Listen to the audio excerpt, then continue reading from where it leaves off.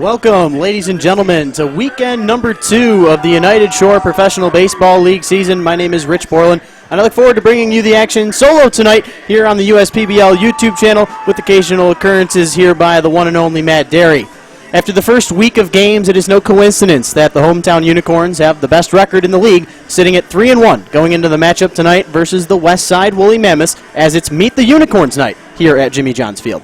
These two teams sit at polar ends of the spectrum to start this season, and as the Unicorns come into the weekend holding the first place position with that 3-1 record, we take a look across the diamond as the new manager for the Westside Woolly Mammoths, Mark Wiedermeyer, is still looking for his first win as a manager in the USPBL.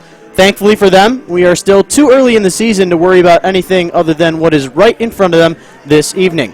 As we look at the pitching matchup for tonight, we see a rematch of our game just last Saturday. It will be the Wellington, Florida native Spencer Stockton versus the hometown Carleton, Michigan 6'7" right-hander Clifton Landis III. In the first bout of the season, both starters went 5 innings strong, and neither of them would give up a run in their efforts. In terms of arsenal, Spencer Stockton offers us a 4-seam fastball, 2-seam fastball, cutter, and changeup.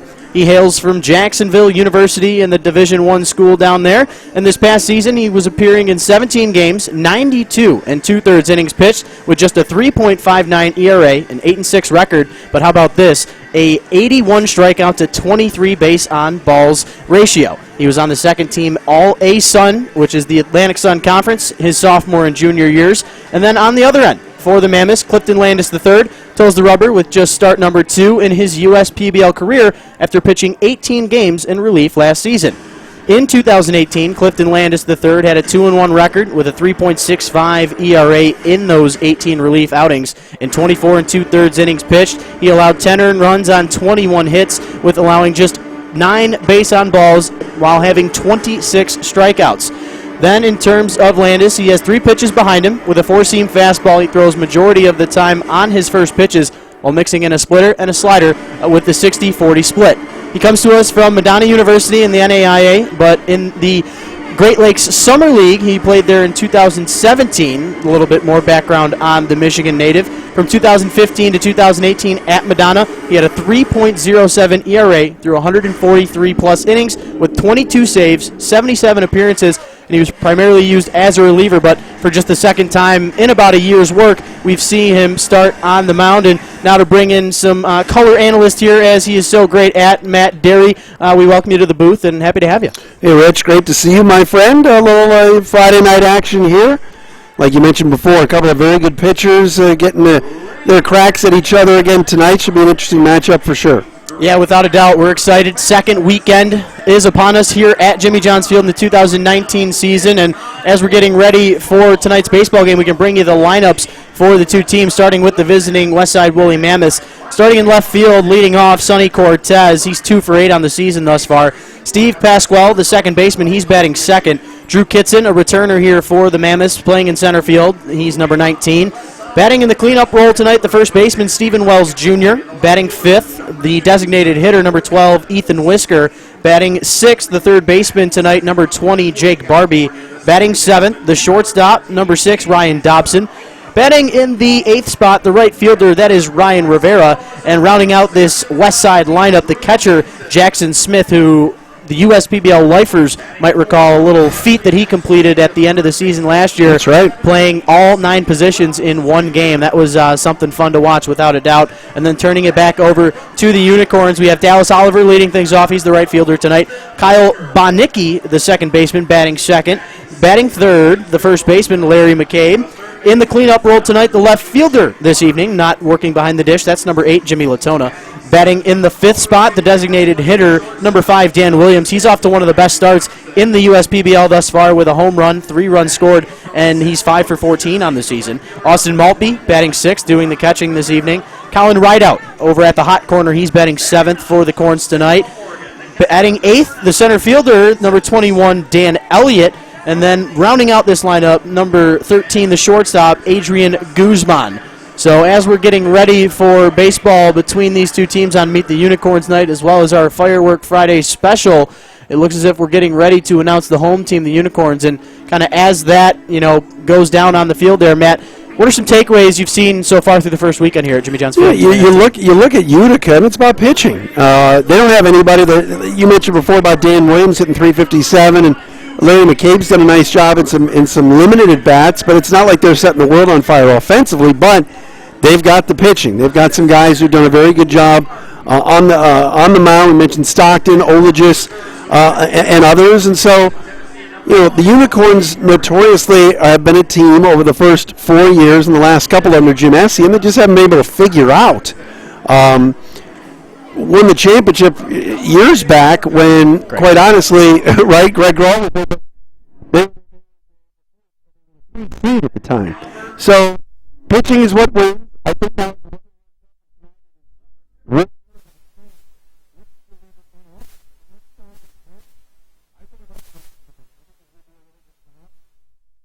Some of the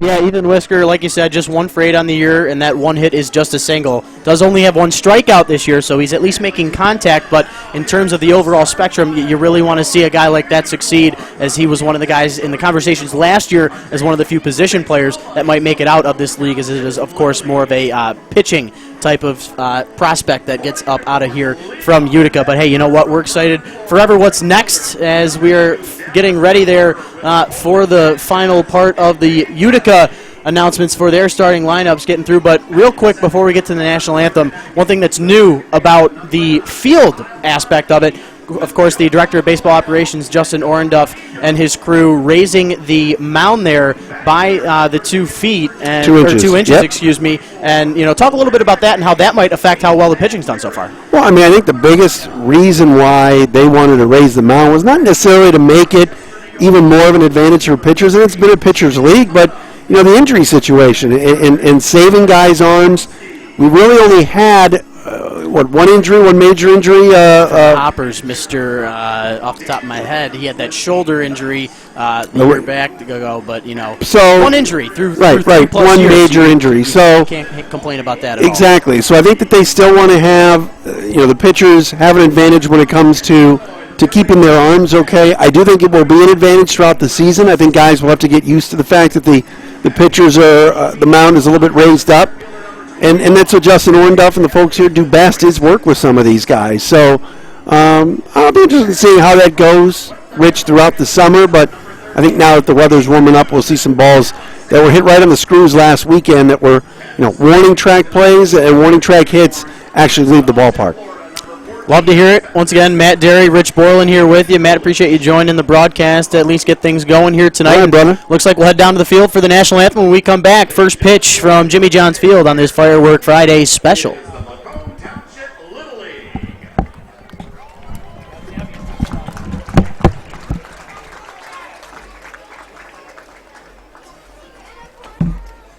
Ladies and gentlemen, at this time, we ask that you please rise, remove your hats. Veterans and active military may keep your hats on while rendering the hand salute as we honor America and our military with the singing of our national anthem, sponsored by Detroit Medical Center DMC and performed this evening by Rosella Loduca.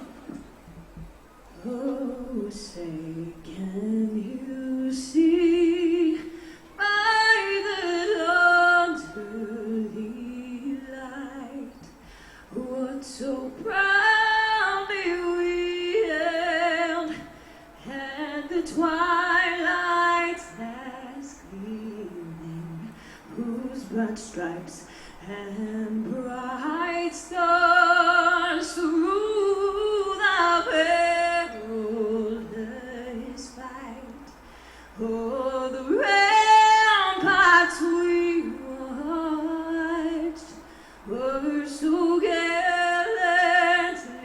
streaming, and the rockets red glare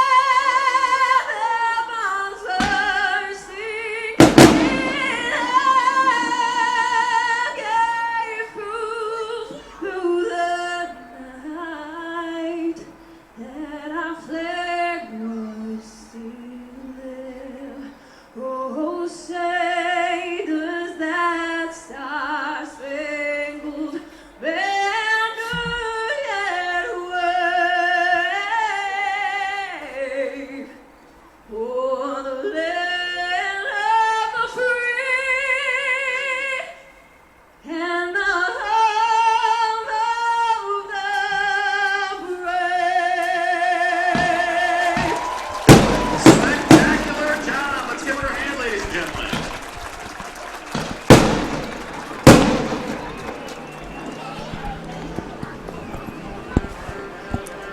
Another fine rendition of our nation's anthem. Once again, Rich Borland with you here on the broadcast. The 0-2 Westside Woolly Mammoths taking on the first place 3-1 Utica Unicorns. Fun matchup on tap tonight. The two starters combined through their first starts in the 2019 USPBL season. We have 10 combined innings, 4 combined hits allowed, 0 earned runs, just 3 walks and 9 strikeouts, and we're hoping to see more of that tonight from the pitching aspect.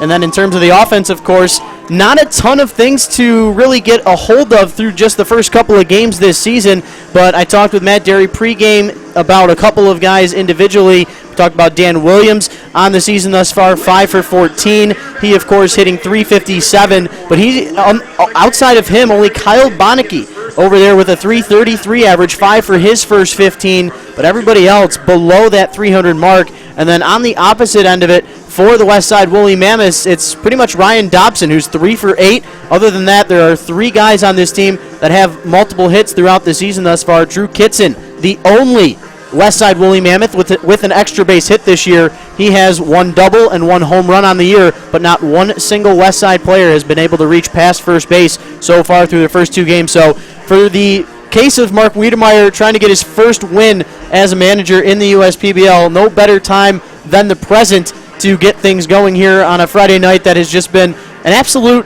joy of weather-wise here this entire day, and we expect it to last throughout the night, right around the low 60s. It's going to creep down a little bit throughout the night, but overall, a great start to this baseball game, and we're very excited to see what's in store. Quickly, the defense behind Spencer Stockton, it'll be from left to right in the outfield, number 8, Jimmy Latona, number 21, Dan Elliott, and then over in right field, number 2, Dallas Oliver. Oliver, pretty much the everyday right fielder for these Utica Unicorns, but Jimmy Latona has been predominantly the catcher for this team. I have not been able to see a lot of Larry McCabe just yet, but so far offensively, McCabe is, of course, Austin Maltby behind the dish, as I haven't seen much from him thus far. 2 for 7 in just his 2 starts, with a pair of singles and then 3 strikeouts on the season. In terms of Spencer Stockton, the right-hander out of Florida, he's got a 2-seam fastball that he throws 38% of the time. His 4-seamer just under 20. That cutter he mixes in against the left-handers with 11%, and then the changeup mixes in there 16% of the time. But overall, he likes throwing strikes. He had 46 of them to just 27 balls in his first outing. Like the try from this left fielder starting off the west side lineup, that's Sonny Cortez trying to lay a bunt down. 2 for 8 on the season thus far. Does have a walk, a pair of strikeouts, but has come around to score and driven one in as well. Sonny Cortez trying to get things going offensively for the Westside Woolly Mammoths in this one. Spencer Stockton back on the rubber here, making the batter chase something in on the hands. Underneath it is, of course, Colin Rideout making the catch with ease. 1 up and 1 down with that foul out. Nice job by Stockton. And he works a lot on the inside. I was taking a look at some of the pitching statistics here in his pattern detail. He did not throw 1 pitch in the top third of the strike zone against his opponents back there on the 11th of May, just 6 short days ago. So he likes to keep it low, and with that in mind, you're going to see a lot of ground balls and a lot of weak contact against this right-hander, as this ball, right on cue, over to the right side, soft ground ball, hit right at Kyle Bonnecke, and the play is made. Steve Pasquale, 1 pitch, one down here, 2 down, 1 pitch, 1 out there, as it brings up Drew Kitson. But overall, the effectiveness is there for Spencer Stockton. Just the 3 pitches and quickly 2 outs for these Unicorns, as it is now Kitson 2 for 7 on the season. If you're just joining us, this man Drew Kitson, the only West Side player with an extra base hit on the season. In fact, he's got 2 of them, as he takes a look at a called strike to begin this at bat. Kitson, one of the fan favorites last year. He's looking to get better offensively this season, as the glove is definitely there. He can run the baseballs down out there in center field, but he's also got quite the arm on him out there looming in the outfield grass. But in terms of his offense, so far, the Wentzville, Missouri native, coming to us from Missouri Baptist University in the NAIA, as he looks at the 1-1. Called strike on the inside part of the plate. Kitson in the season last year in 2018 had 160 at-bats, 244 average with 8 home runs, which was near the tops in the league. So you know he's got the power, just wants to be a little bit more consistent with it. And speaking of consistency, no issues for Spencer Stockton. He mows down the competition in the top of the first. 3 up and 3 down. We head to the home half. You're watching the USPBL YouTube channel.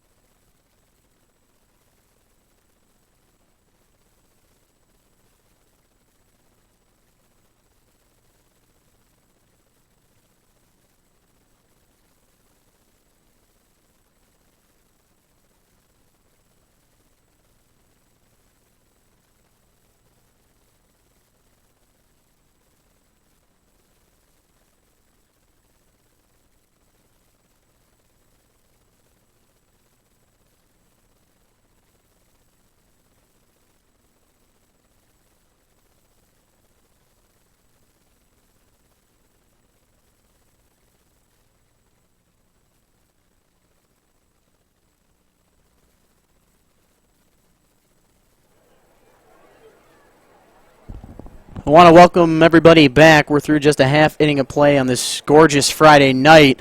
Clifton Landis III, the starter for the Westside Woolly Mammoths, trying to get things going early on, but not exactly the way you want to get things going to start this one off. Drills Dallas Oliver, the Chipley, Florida native, right in the front elbow to get things going for him. So hopefully things turn around there for Clifton Landis III, who got a 4-seam fastball, splitter, and a slider in his arsenal. We'll see exactly how he splits those up tonight. Kyle Bonicki, as I'm still getting used to that one. First, for the longest time, we thought it was Bonicki, but Bonicki is our correct enunciation there. And Dallas Oliver not wasting any time getting into scoring position, as that was fairly easy. Dallas Oliver on the season, 2 for 2 already on the base pass, make it 3 for 3 now. And I actually heard something towards the end of last season. Skip Essien actually had a no-steal approach for the entire season last year. I found out towards one of the last games, probably for the better in terms of the competition standpoint, because if you know that going into a baseball game as a pitcher, you don't really need to keep tabs on the base runners, but not sure that's exactly how they're going to do things this year, as Dallas Oliver already 3 for 3. Meanwhile, Bonicki looks at 2 straight, make it 3. None of them have hit the strike zone, so a good approach and eye up there at the plate for the Unicorn second baseman. Kyle Bonicki, 5 for 15 on the year, one of just 4 Unicorns to start every single game thus far in 2019. He's got a home run, a double, 4 RBIs to his credit as he looks at a called strike. First strike of the night for Clifton Landis III, the Carleton, Michigan native. Looks back at Oliver with the one look. Oliver thought about it, but ends up staying at second, and probably a safe bet with no outs and an opportunity for a walk, and that's exactly what the doctor ordered, and that's exactly what we get. Kyle Bonneke with a easy at-bat right there, brings runners to first and second. Not the ideal start for the right-hander, Clifton Landis III, but the beauty of it, he pitches to weak contact often, not necessarily a big strikeout guy, but all he needs a ground ball here, could easily turn into two, and in a best-case scenario, you have a runner on third with 2 outs on the board and no runs across. Clifton Landis III, mentioned how he's a hometown product, actually hails, of course, from Madonna University. This one missing outside as well. Kind of seeing the arm drop there from Clifton Landis. That's not something you really want. You want to be over the top, and instead of having that tailing action when you want it, you get over the top and you bring it down and stay in that strike zone, as he's having issues so far tonight, even with the weather being a lot better than it was in terms of last week, and he's missing the zone high this time around. So if I'm a unicorn hitter in this lineup, might be taking a pitch until we see a little bit more consistency in that strike zone from the right-hander. Mentioned Landis in his 4 seasons at Madonna, a 3.07 ERA through 143-plus innings. Last year with these Mammoths, he had 18 games in relief with 23 2/3 innings pitched and a 3.65 ERA. So you know the talent's there, and he's only gotten better in terms of what we've been hearing from Justin Orenduff, the director of baseball operations. There's a reason that this guy is getting start number 1 on these weekends. But you got to be a little concerned here if you're Mark Wiedemeyer and company, is that one just nips the top of the strike zone where he has been missing all night long. And you wonder if maybe the risen mound has anything to do with the control aspect. I was actually talking with Kyle Allegis back prior to opening night, and he was saying how it has some effect, but you got to get used to the field that you're playing on, as the 3-1 pitch swung on and missed. Larry McCabe, after starting this one off 3-0, he's found himself back into a full count. So now Landis starting to have a little bit of more confidence up there on the bump. But one thing that I always, tried to control when I was pitching at the junior college locally here at Macomb Community College, if I was having an issue where I was leaving the baseball up, I would actually try and lower my target zone. And instead of maybe try and reach the glove, I would go more towards the plate. And Landis missing the zone here once again. Both runners were going on that one. No 2 outs on the board, but like the aggressiveness here from Jim Essian's team, and they now have the bases loaded via the hit by pitch and a pair of walks. And not seeing any complete action just yet in that Mammoth bullpen, but a couple of guys standing around eager, as Clifton Landis III yet to record an out in this home half of the first. And if you're Jim Essian coming into this baseball game, first place in the league through the first weekend, that's a great sign. But to get off to a hot start, stay a little bit more consistent, start to realize you have quite the lineup and maybe quite the staff, as this one in on the hands of Jimmy Latona into left center field. Drew Kitson underneath it, and he makes the right call, ends up tossing that baseball to the shortstop, Ryan Dobson, as Dallas Oliver, too much speed going from third to home on the tag up. So you do what you can, as the first out is recorded for the Westside Woolly Mammoths, but Jimmy Latona, first pitch swinging with the sac fly out to left field for out number 1, gets the RBI, second RBI of the season for the Mercyhurst alum. And now here comes trouble. Dan Williams standing up to the plate from the left side. Another one of the guys that has started in all 4 games for this team so far this season. Clifton Landis III begging for a ground ball that should be 2, because the one facet of Dan Williams' game is he doesn't have a lot of speed to his credit, but with the way he can swing the bat, it doesn't really matter. But in an instance like this, try and avoid that dreaded GIDP, as this is a great situation for that. But most importantly, Landis want to keep that pitch count down here through this first frame. Gives one look over there to Bonneke at second, as Williams fouls off the second pitch of the at-bat. Mentioned how on the season. Williams batting .357 with 5 hits and 14 at-bats. Trying to drive in some insurance runs for his team in this home half of the first. Spencer Stockton eagerly waiting to come back out there, but we'll waste no time seeing his teammates get some runs on the board for him. Rounding third, headed for home is Bonneke. Rounding second and going to third base is Larry McCabe. And the bats continue on in this one, as it's technically the first hit, but the runners are getting on, they're getting over, and they are getting in. Now the score is 2-0 in favor of the Corns. Runners now on the corners, still just 1 out on the board, and Austin Maltby coming up to the plate. So the RBI single credited to the designated hitter, Dan Williams, and he is coming right back from where he was at the end of last season. Was doing hot at the end of the year last year, but for some that might remember, Dan had to leave actually right on the cusp of the playoffs, and I guess it was for an important reason, maybe something that you actually do plan ahead. He was getting married, so obviously one playoff potential game not going to take precedent there when you have that on the other end of it. But here comes Austin Maltby down on the count 0-1 with the swing and miss strike to lead his first at-bat of the night off. This one swung on and missed, and quickly Clifton Landis III has gotten Maltby down in an 0-2 count. Maltby on the year, 2 for 7 coming into play tonight with a pair of singles, a run scored, but has struck out 3 separate times, trying to avoid a strikeout in a big-time situation. Runners on the corners. This one in there just 86 miles an hour, but good location there for Landis, as that one right at about the top of the strike zone. Maltby couldn't catch up to it, fouls it off to his right.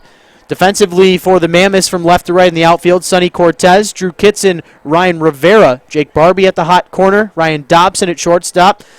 Over there at second base is, of course, Steve Pasquale. And then over at first base is Stephen Wells Jr. But the pull of the string is recorded. Austin Maltby gets frozen on that 0-2 pitch. Nice job by Landis to battle back here, limit the damage for as much as he can. And he'll now deal with Colin Rideout, the third baseman, who is another one of the guys that has started all 4 games here for these Utica Unicorns. So we imagine that Colin will be your everyday starter over there at the hot corner, as he has played over there at that third base bag all this season. McCabe on third, Williams on first. Clifton Landis keeping tabs on Williams just in case. Colin Rideout so far this year batting just .235, but not a lot of action to really go off of, so we're still trying to figure out exactly where these men will fall, as this pitch at 76 miles an hour looked to be that splitter in there for called strike. 0-1 the count on Rideout. Rideout out of McHenry, Illinois, comes to us from Tennessee Wesleyan University, as this 0-1 pitch fouled off into the protective netting.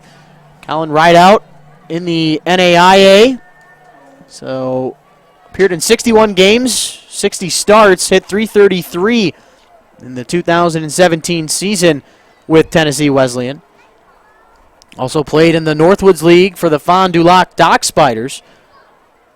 Just a .238 average there, and won't be doing anything on this one. Back-to-back looking strikeouts for Clifton Landis III. Does a good job to end the frame for as bad as it started. The Unicorns do get 2 runs across the board as we head to the second inning. You're watching the USPBL YouTube channel.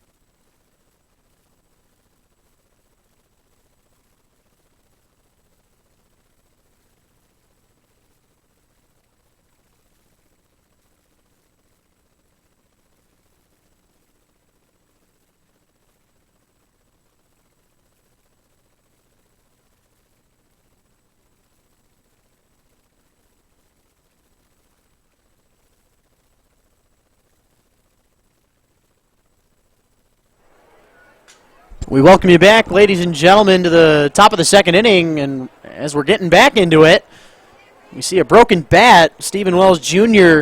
getting jammed on the inside part of the plate. Nice job there from Spencer Stockton to get right back at it. The pop out on the left side of the infield is recorded. Spencer Stockton is a marvelous character out here between the lines. He's been tremendous so far this season. Mentioned in his first start against these same Mammoths, went 5 innings, just allowed 2 hits, no earned runs, 2 walks, and 5 strikeouts. He's coming right where he left off as Ethan Whisker, 2018 USPBL Home Run Derby runner-up, stands in there now, the designated hitter, looking for just his second hit of the season as the 1-0 pitch called for a strike on the outside part of the plate. But coming into this second inning, Spencer Stockton just 7 pitches, 6 of them for strikes, with the 1 strikeout to Drew Kitson, and already cruising through this top of the second. Slider getting enough of that outside corner, looked to be a pinch outside, but had enough late-breaking movement that it gets enough of that outside black, and Ethan Whisker really just has to tip the cap on that one. A lot of lateral movement out of that right hand of Stockton. The 1-2 pitch fouled off and out of play. Ethan Whisker coming to us from Hillsdale College. Ethan Whisker was one of the marquee players in the 2018 USPBL season, as he, of course, was an all-star in 2018. And overall, this young man, as he hits the hard ground ball to the left side, kind of just stuck the bat out, tried to put something in play with the 2 strikes, but can't get anything out of it. And that's just the consistency from Spencer Stockton continuing on in this one. The batters are expecting strikes, but with the late movement on these pitches, not really getting any good contact so far in this one. 2 up and 2 down for the Jacksonville University native. And Jake Barbie now standing in. See if Colin Rideout can have a busy inning. He's recorded the first 2 as the 0-2. First pitch swinging. Barbie fouls this one off and out of play. Barbie still looking for his first hit in the USPBL 2019 season. 0 for 5 with a pair of strikeouts, but does have a pair of walks thus far. Barbie had the 3rd most walks in all of the 2018 season between the 4 teams. But I don't think we're going to be seeing a lot of walks here tonight out of the right hand of Spencer Stockton. The wind has died down just a bit, but Stockton continuing to just thrive out there on the mound. I talked prior to the season starting with the director of baseball operations, Justin Orenduff, and first name that came to mind when I asked, which is going to be one of these first guys out of this league, and Spencer Stockton was right up there at the top of the list, and it's proven to be a right answer, as this one on a line. Dallas Oliver playing it perfectly, does a couple of steps like he's Le'Veon Bell in the backfield, but will not end up having to move to make that catch. We're halfway through the second. You're watching the USPBL YouTube channel.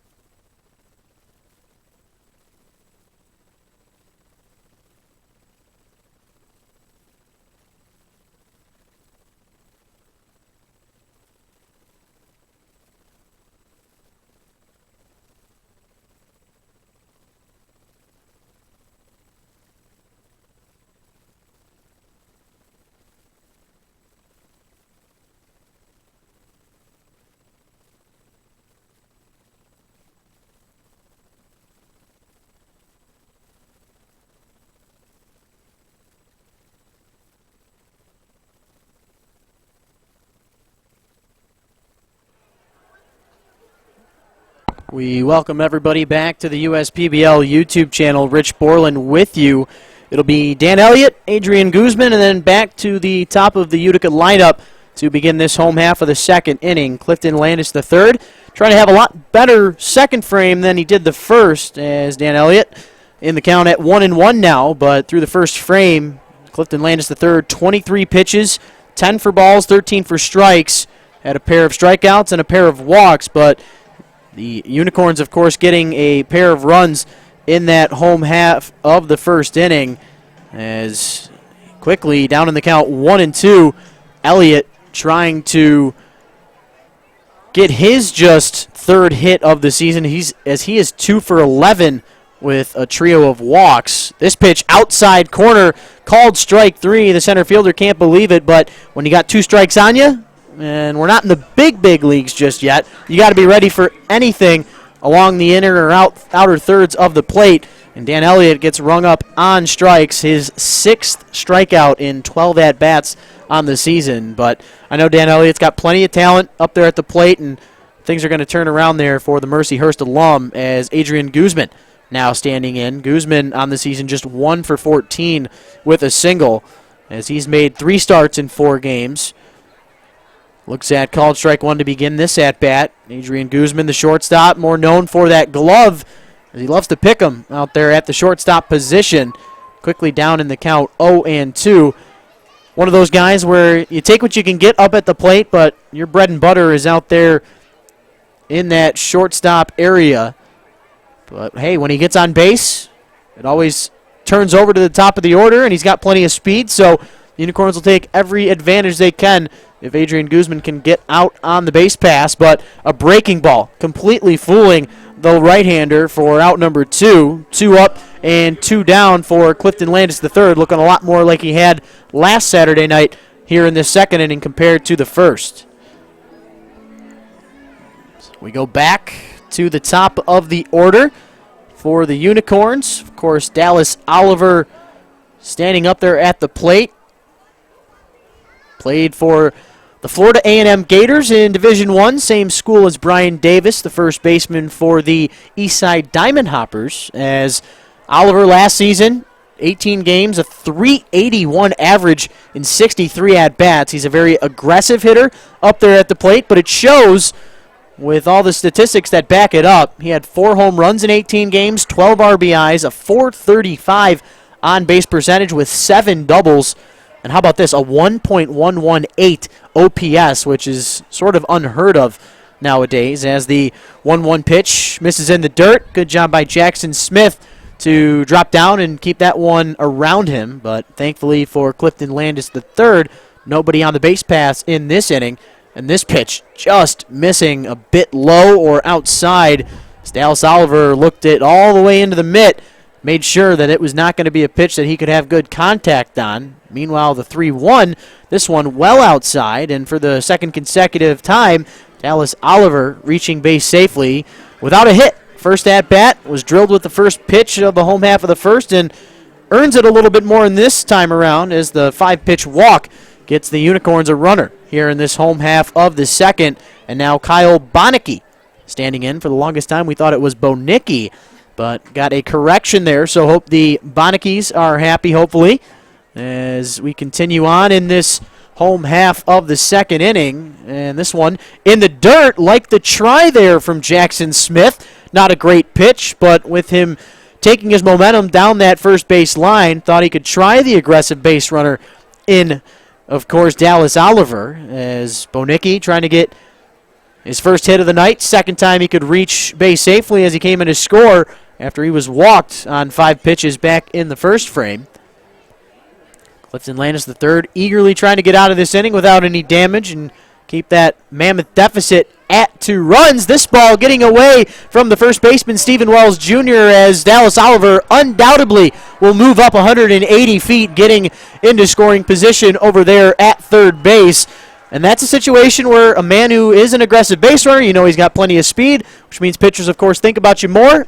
And mentally, Landis did not get that one exactly where he wanted it, and because of it, Dallas Oliver taking full advantage, getting over there to the third base bag. So That heartbeat going up a bit there for Landis is now you need an out, but you need one in a situation where it's going to be an easy play for an infielder or outfielder, of course. Dallas Oliver will score with ease if Bonneke can leg out an infield single.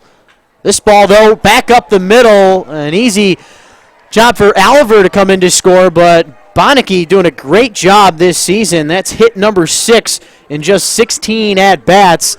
Unicorns now up 3-0. They continue to swing the bat well here in the home half of the second. RBI single there for the second baseman. Oliver comes in to score for the second time tonight. Good job there from Bonneke. Give his team another insurance run. Larry McCabe now standing in. Walked on a full count back in the first frame. Bonneke with a tremendous jump. And at this point, with how well these Unicorns are running around, starting to pay attention a little bit more to Clifton Landis, and he's got to start mixing his looks up a little bit and maybe his timing aspect. One of the greatest to do it, who's not necessarily having a great 2019 this year so far, is Max Scherzer, of course. But, yeah, Clifton Landis got to do a better job of attacking the running game as another steal is up on the board there for the Corns. Larry McCabe ahead in the count 1-0. Breaking ball misses the zone up high. Looked to be another splitter. Last thing you want to do is leave that one up over the heart of the plate as Larry McCabe coming into tonight's action 4 for 9 with a home run, a double, 4 RBIs and 3 runs scored, an .889 slugging percentage. So I would be careful about leaving one up against a man like this as the 2-0 pitch looked good out of the hand, but McCabe could not make complete contact on it late on this one as the count goes to 2-1 on number 0. Don't see that often in the sport of baseball.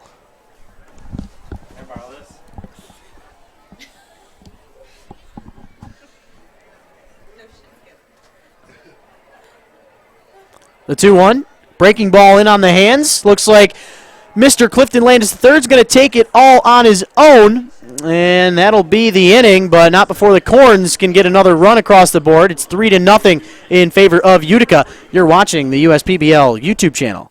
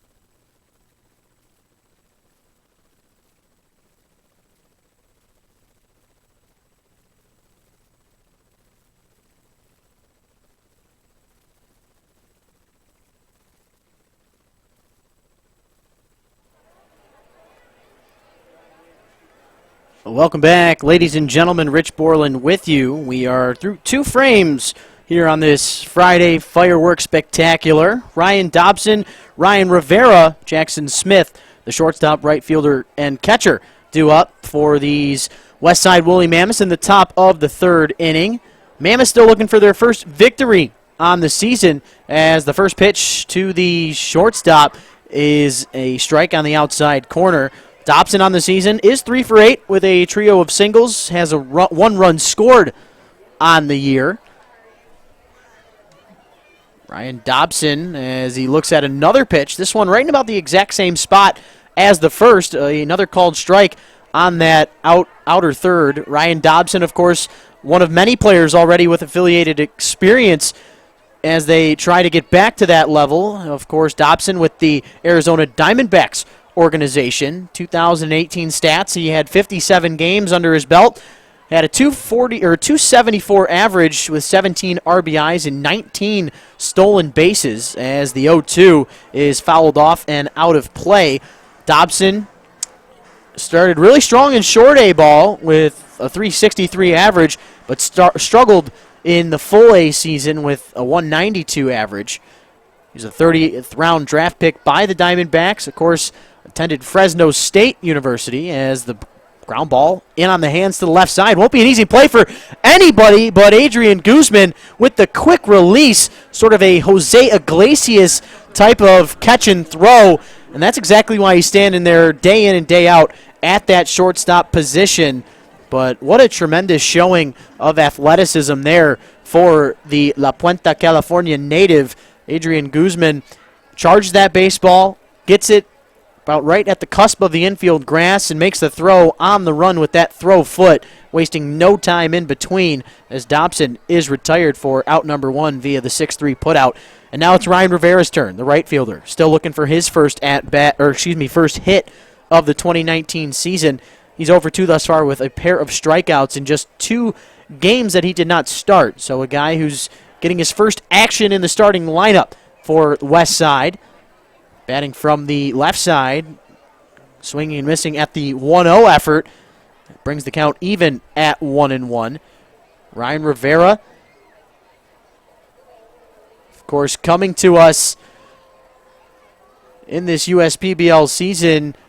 That outside corner pitch getting enough of that zone. Rivera, the Saddlebrook, New Jersey native, played with the Puerto Rico Islanders in the Empire Professional Baseball League. Looks at a called strike 2. Stockton continuing to just mow the competition down as the 1-2 two-seam fastball misses outside. Brings the count even at 2-2. But Rivera with the Islanders in 2018 had just a 223 average in 130 at-bats. 22 walks, though, as he's got a good eye up there at the plate. You see this one missing low and inside. Spencer Stockton trying to avoid his first walk of not just the evening, but the season as a whole, as he's in his 8th inning of work through his 1.5 combined starts. This one rolled over the hands there, the 83-mile-an-hour changeup. Rivera gets just enough of it to keep the at-bat alive, is still looking for his first hit of the season. Rivera in D2 attended Caldwell University. His senior year in 2017 batted .291 with 11 doubles, 19 RBIs to his credit in Division II ball. But he won't get anything here. Payoff pitch swung on and missed. That's strikeout number 2 on the night for Spencer Stockton. And I'm just loving what I'm seeing thus far from the right-hander as he continues to just brutalize the opposition. And now Jackson Smith, a player who has a lot of experience here at Jimmy John's Field, but yet to have a hit thus far in his 1 start and 2 total games, as he looks at a called strike right over the heart of the plate. Jackson Smith, the Salem, Oregon native, coming to us from Corbin University in the 42 games as he swings and misses at the second offer. Had a 166 at-bats with a 277 respectable batting average last year, just 17 RBIs on the season. But Jackson Smith is a great defender, not just behind the dish, but we've seen him play outfield as well, a guy who can play first base pretty much just about anywhere as he swings and misses at that 0-2 offer. Spencer Stockton not messing around this inning either. He is perfect through the first try through the lineup. We head to the home half of the frame. You're watching the USPBL YouTube channel.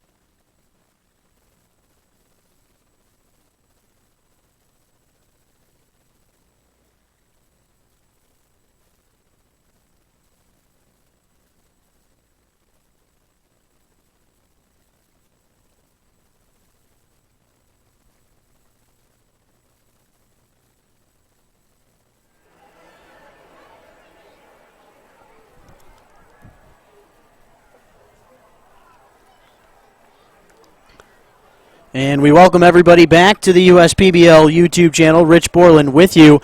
It's been all Utica here through the first 2.5 frames. Spencer Stockton leading the way on the bump for the Corns. On the opposite end of it, Westside Willie Mammoths looking to get victory number 1 here in 2019, but they're going to have to fight back throughout the rest of this one as Jimmy Latona fouls off the second pitch of the inning as the count evens up at 1-1. It'll be him, Dan Williams, Austin Maltby due up for the Corns in this home half of the third inning. Clifton Landis III misses one in the dirt. Good eye there from Latona. Coming into this third inning, Landis III with 40 pitches already. Not a great ratio either. 23 strikes to 17 balls with 3 strikeouts and 3 walks. So a man who's not pitching to a lot of contact necessarily, which means that pitch count will be rising throughout this one. And you wonder at some point how long he will be able to last if the pitch count continues on. Battled against 7 batters in the first inning and then 5 in the second. Maybe we can see the first 1, 2, 3 here from the Carleton, Michigan native. The 2-2 pitch to Latona. In on the hands, popped up in the air. Looks like it's going to be enough to get up and out of play near our Cabana Suites down that first base line, and it does. Great night for baseball here at Jimmy John's Field. Weren't sure how the weather was going to be last weekend in terms of temperature. Ended up being a great weekend through and through. But as we go on throughout the weekends, the weather's going to get better and better until it's probably too hot in July and August. So we'll take this for now as this ball chopped foul down that third base line. Good job by Latona to stay alive in this one. Drove in the first run of the ball game when he hit that sacrifice fly out to left field that drove in Dallas Oliver. Mentioned Latona having just a immaculate end to the 2018 season, as of course that man who helms to us from Mercyhurst University as he swings and misses for the I take it back, a little foul ball action, so he stays alive. Looked pretty close up here in the booth, but Jimmy Latona was actually roommates with Tommy Lukongo in junior college, but ended his 2018 USPBL season with hits in 11 of 12 games, and he was 20 for his last 43, but unfortunately for him, that has not transitioned into the 2019 season. As I mentioned, coming into this ball game, he, just like Ethan Whisker, 1 for 8 on the year. So, like Matt Derry said in the pregame show, it's been a lot of pitching so far this year, which neither one of us will complain about. As the 2-2, ground ball, chopped over there to the shortstop. That is Ryan Dobson, and that play is made with ease. The 6-3 putout is recorded, but not a bad at-bat from Jimmy Latona. That was a count at 8-pitch at-bat. And with Landis coming into this frame with already 40 pitches, you wonder if he's going to be able to make it through the 4th inning tonight. Got to have one of those 1, 2, 3 innings, but with a lot less pitches. Is Dan Williams, at this point in time, the toughest out to get in the USPBL thus far. A big swing and a miss on the 85-mile-an-hour pitch. Williams was trying to put that one in the Clinton River, but it ends up hitting the leather of Jackson Smith. So the count 0-1. On the UT Tyler native, and my goodness, there's another one. That is Landis' splitter that he decides to drop in on Williams. And I'll tell you right here and now, I'm going to be throwing either that pitch again, just a little bit lower, or a fastball up to try and deceive the left-hander. We'll see what he brings here. And there it is, the high cheddar. Swung on and missed. Clifton Landis III making me look all right up here in the booth, which doesn't always happen, so we'll take that when we can. Quickly, 2 up and 2 down for the Michigander, as Austin Maltby now stands in. He was the first strikeout victim of the night for Clifton Landis III, who, of course, now does have 4 strikeouts to his credit. Ended the first frame with a pair of strikeouts. We'll see if he can do that here in this third, as that outside corner called strike. Our home plate umpire's liking it, so if it ain't broke, don't fix it. Wind starting to blow in a little bit here at Jimmy John's Field. Is this one called strike as well? Nice job, Landis, going back and forth between the inner and outer thirds of the plate. Maltby not really sure what to do with it, as he's just admiring these 2 pitches. Went down on 4 pitches in the strikeout in the first. This one hit on a line into center. Drew Kitson playing it almost perfectly. takes a look at it. Those are always the toughest ones, hit right at you, but Kitson makes it look easy. We played 3. Unicorns have a 3-run lead. You're watching the USPBL YouTube channel.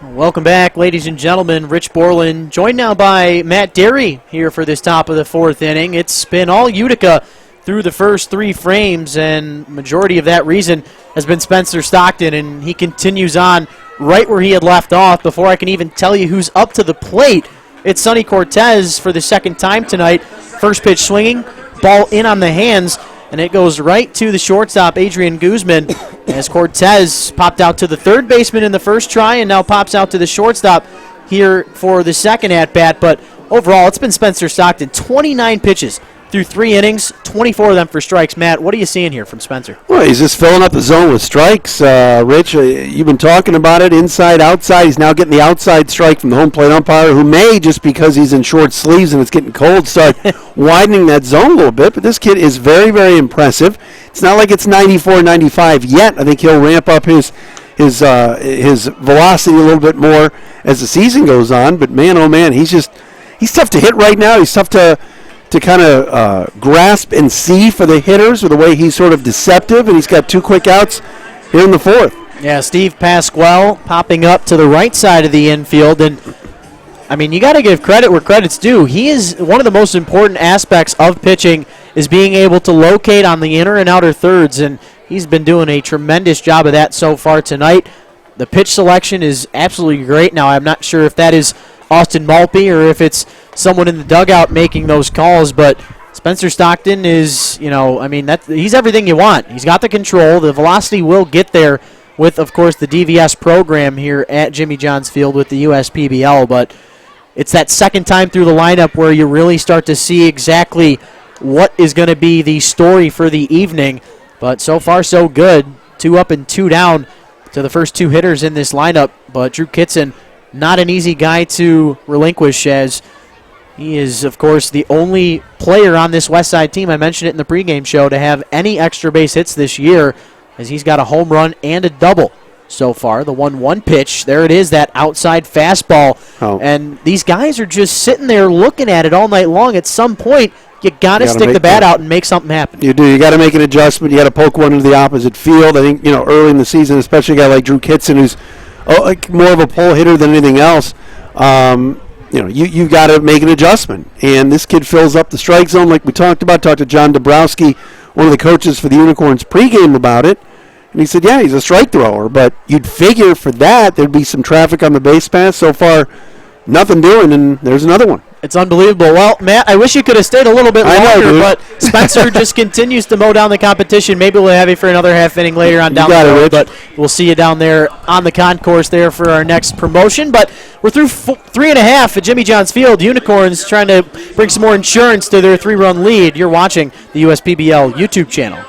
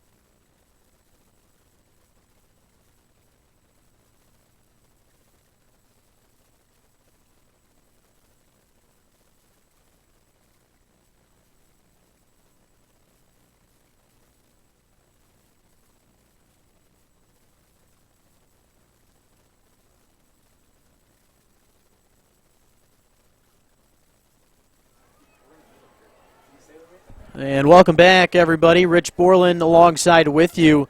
It's been the Spencer Stockton show throughout this one as Clifton Landis, his counterpart, back out there for his 4th inning of work. It'll be Colin Rideout, Dan Elliott, Adrian Guzman, the 7, 8, 9 hitters due up for the hometown team. Rideout 0 for 1 with a looking strikeout back in that first inning, which ended the frame as that swing and miss pitch. That was a tough one, as it looked as if the baseball was already in the catcher's mitt by the time Colin decided to offer it that one. So good deception in that pitch there from the Michigan native. The 0-2 chopped right side. Over there is Stephen Wells Jr. He's going to bobble it, and getting into safely at first base is Rideout. Hustled down the line, even though it was a number over there to the first base bag. And that's a good lesson there for all you kids out there. No matter how soft you hit the baseball, you got to show that hustle out there on the baselines. It's part of the reason that Rideout is here. And, hey, you know what? It might not have been pretty, but an infield single gets things going here for the Corns in the home half of the 4th inning. Now it'll be Dan Elliott coming up to the plate, the center fielder this evening. Elliott technically listed as a corner infielder, but does have some experience out there roaming the outfield grass. As first pitch swinging, Elliott goes down with the swing and miss. The Willoughby, Ohio native with 108 at-bats last season, but did have 5 home runs and 14 RBIs. As Clifton Landis III shaking off his catcher, taking a quick step off to readjust and refocus in on the left-hander. Clifton Landis III would love nothing more than a ground ball that could lead to 2 in this inning, as he was at 40 pitches through the first 2 frames. He's now upwards closer to 60, as that 0-1 pitch swung on and missed. Dan Elliott down in the count quickly, 0-2, as Clifton Landis III looking for strikeout number 5 on the evening. Wind starting to blow out to left field now, as it's been changing throughout the evening, as the 0-2 pitch misses high and inside. Good eye there from Elliott.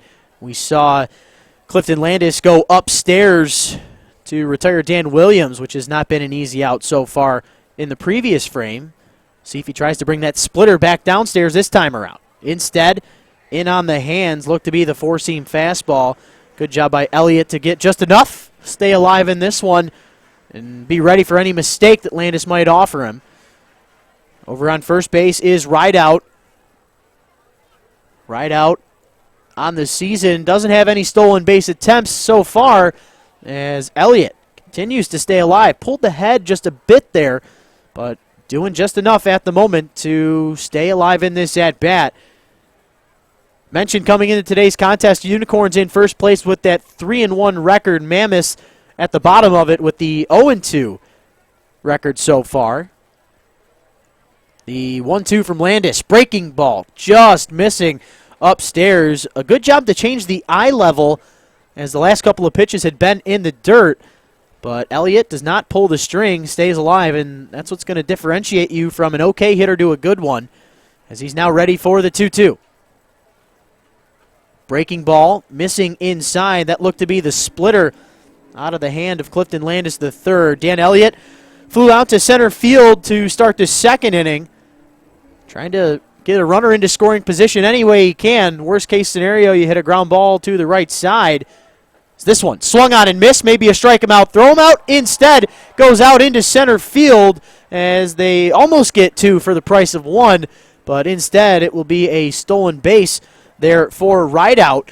As it looked as if, though, for half a second, Jackson Smith hesitated, and you wonder if that swing and miss instead of the looking strikeout helped that out. So Dan Elliott, even though he does go down with the swing and miss, might have had something to do with why his teammate Rideout got into scoring position. You take your little battles when you can, and the Unicorns are happy with anything at the moment, as they're still up 3-0, courtesy of Spencer Stockton up there on the bump, and then some miscues early on from Landis, as this ball, the slider missing just away to Guzman, brings the count to 1-0 on the shortstop.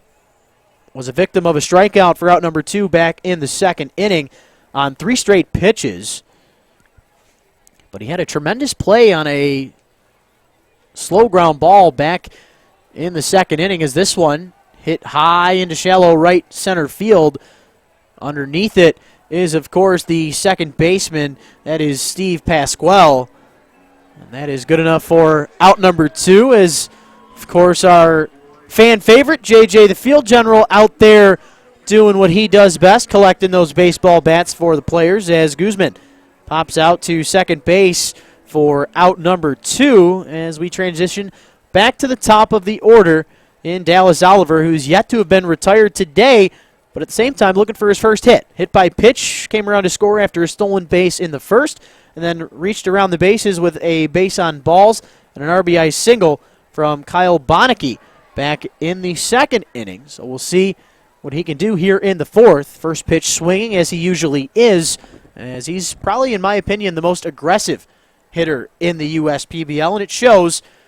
That could help or hurt you in this great game of baseball, but so far, in my time here at Jimmy John's Field, Dallas Oliver, his aggressiveness is leading to success. Meanwhile, there is a meeting of the minds out here on the bump for the Westside Woolly Mammoths. That's, of course, Brian Klopp out there, fresh off a Pecos League championship with the Bakersfield Train Robbers back in 2018. One of the youngest managers in professional baseball at just 28 years old. Klopp also spent 5 seasons as a Major League pitcher with Edinburgh and Brownsville in the United League Baseball, and Roswell and Bakersfield in the Pecos. Spent time working with MLB managers Tony Pena, Tommy John, Buck Showalter, Ron Washington, just to name a few. And if you're a baseball fan, those are some recognizable names, as a little vote of confidence in there for Clifton Landis. Not sure exactly what Klopp said to him, but probably something along the lines of Oliver's an aggressive guy, and he does well statistically when pitches are low. So we'll see if maybe try and get him to chase something up the ladder. As we just saw there, 0-2 now the count on Oliver. And if I'm Landis, I would stay up there until he decides to lay off a one. Runner on second is Rideout. Led this inning off with a single, but a strikeout and a pop-out since then. Have recorded 2 outs, and right on cue, the 0-2 fastball is upstairs, but too far up as Oliver lays off of that one. Count now 1-2 on the right-hander out of Chipley, Florida. Landis gets his sign, as of course Jackson Smith having to relay a couple with the runner on second base. This one in there at 85, fouled off. Now you think 85 miles an hour fastball from a starting pitcher in a league like this, not a high-speed fastball, but it's all about the placement for Clifton Landis III, as that's the kind of pitcher he is, more of a finesse kind of guy. And there's a reason he's the quote-unquote ace of this team so far in your Friday night starter when the Mammoths have the first weekend game. Of course, we will start to have Thursday games in the coming weeks, and then if some of you are unfamiliar with it, but we've only had technically 4 live games here on the USPBL stream, but these teams play non-public games during the days on Mondays, Tuesdays, and sometimes Wednesdays, which give the Unicorns the reason for their 3-1 record, as they've only been on the stream just twice so far, giving Landis some turmoil out there on the base passes right out. Landis back to work he goes, gets the sign from Jackson Smith. We'll see what Oliver can do with the 2-2 count. Fastball hit back up the middle. Over there at second is, of course, Pasquale, and Steven gets the job done as the leadoff single is stranded, but the Corns remain out in front by that 3-0 score. You're watching the USPBL YouTube channel.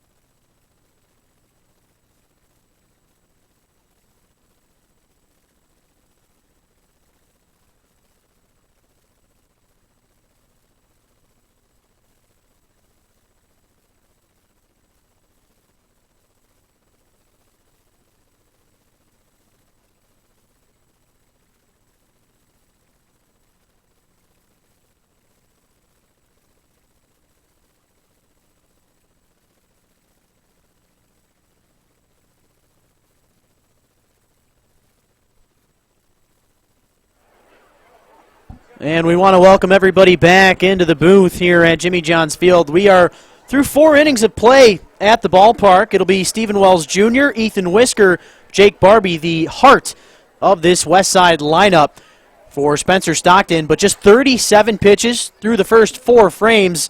Can't get any better than what we have seen out of the right hand of the Florida native, as Stephen Wells Jr. 0 for 1 with a pop-out to the third baseman, Colin Rideout.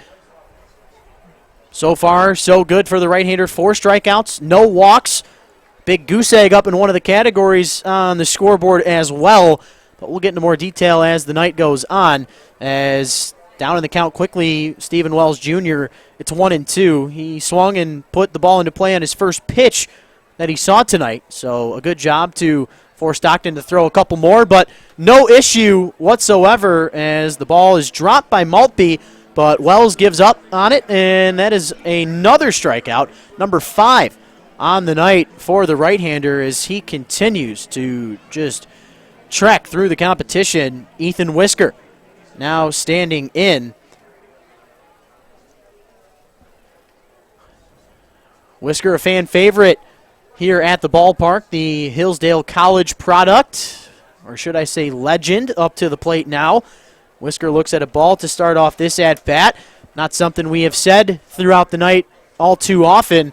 Spencer Stockton has been able to throw first pitch strikes for the most part to just everybody tonight, as the 1-0 gets enough of that outside black, brings the count even at 1-1. And that's the biggest part of the reasoning for the success for the right-hander. He can pretty much put it wherever he wants, whenever he wants, with any pitch that he has to offer, as this one's hit into right field. Dallas Oliver on the run, makes the catch with ease. Ethan Whisker finally making some contact, as that is, believe it or not, ladies and gentlemen, the first ball that makes it past the infield tonight, and we're in the 5th inning with 2 outs. So 2 up and 2 down for Stockton.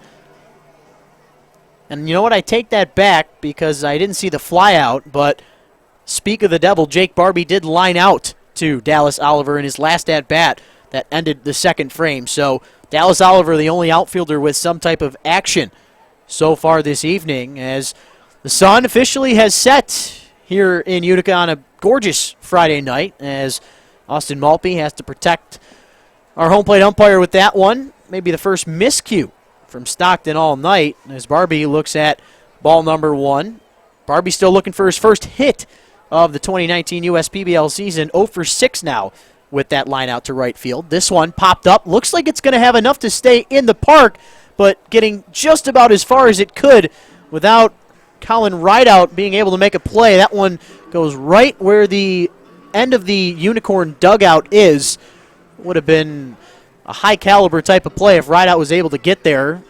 And, you know, something that I usually bring up on the broadcast, the layout of Jimmy John's Field, a lot of foul territory in the infield, reminiscent, of course, of the Oakland Coliseum out there in California. I wonder how the temperature's doing out there at the moment.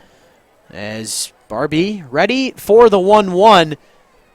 Stockton delivers it. Fastball outside, or excuse me, changeup outside corner, just misses the zone, brings the count to 2-1. Stockton likes to throw that changeup about 16% of the time.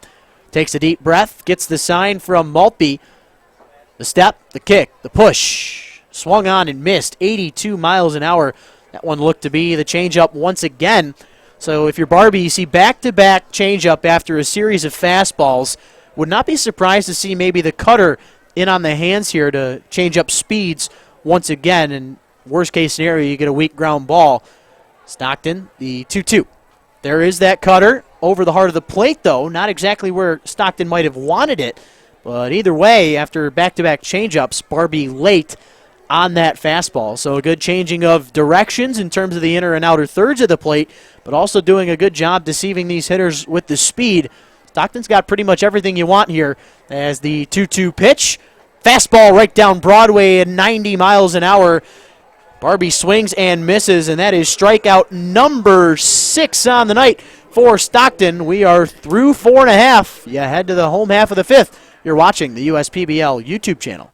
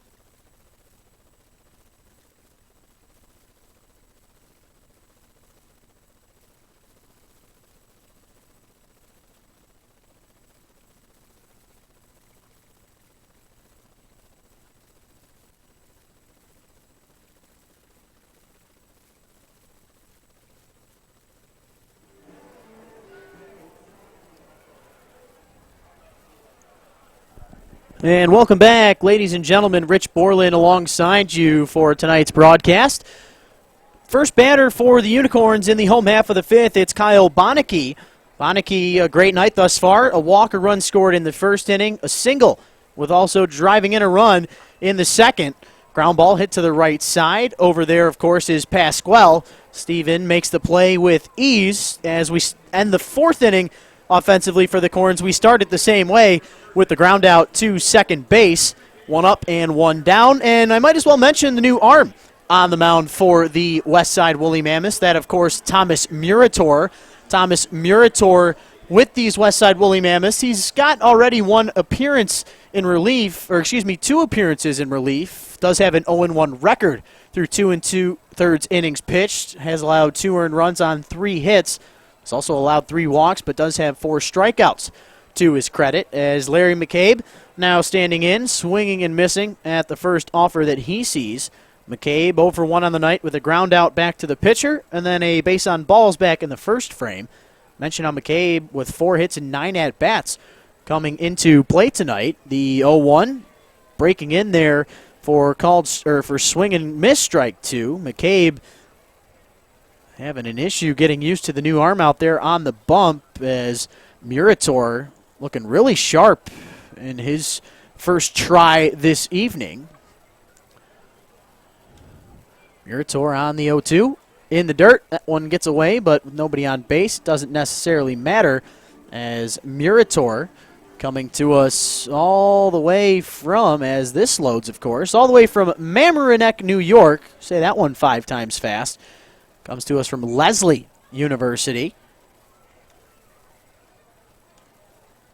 The 1-2 pitch to McCabe, fouled off, under the legs of Jackson Smith. Going to have to go to the outside part of the bag in foul territory. But how about that? Nice recovery there from the Oregon native to realize that the ball gets past him, rip the mask off, turn around somehow, find it, and then also get the out over there at first base. Bet you Jackson Smith, thankful that the first baseman McCabe was running, compared to maybe one of the 2 guys ahead of him in the lineup in Bonneke and Oliver.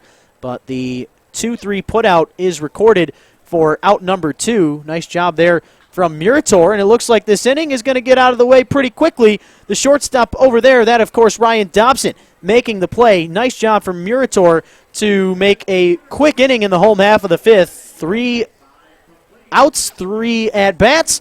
A pair of groundouts and a strikeout there for the new pitcher, and we are through 5 at the ballpark. Unicorns out in front by 3. You're watching the USPBL YouTube channel.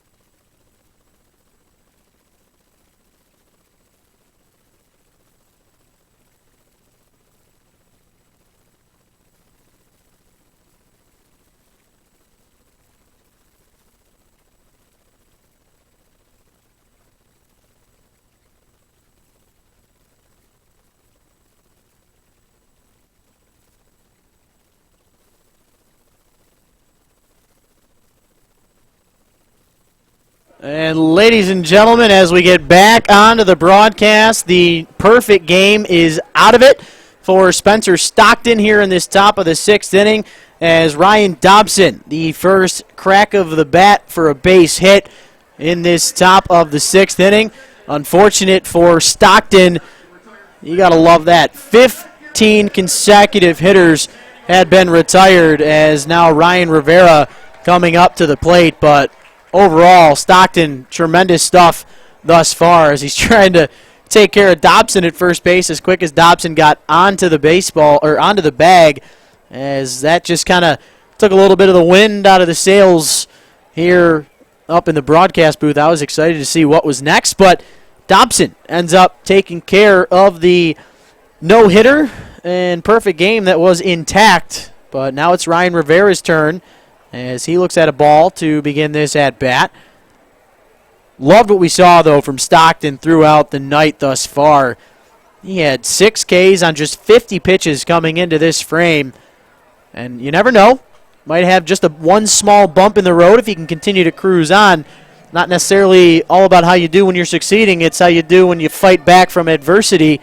And Stockton's going to have his toughest battle here with his first try from the stretch position.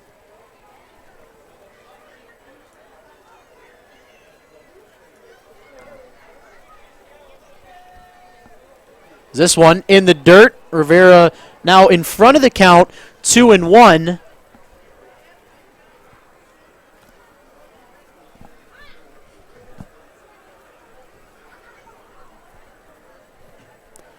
Rivera ahead in the count here, 2-1. The left-hander. Stockton trying to avoid back-to-back hits, as this one misses the zone away. And for as good as things can go, they can slip away from you immediately. And this is the first 3-1 count that we have seen from Spencer Stockton. So you can imagine a little bit rattled at the moment because he had something brewing. But you got to be able to continue to tread on, as this one misses the zone inside. And that, ladies and gentlemen, is just kind of how things go.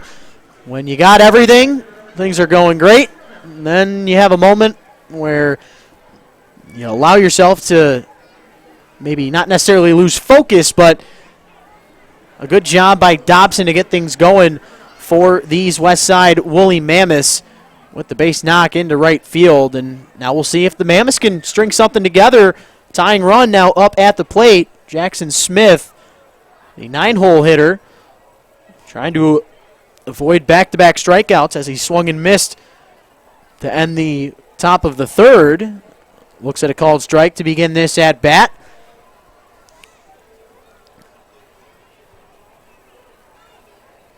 Jackson Smith still looking for hit number 1 in this 2019 season. 0 for 6 now with that strikeout early on in this one.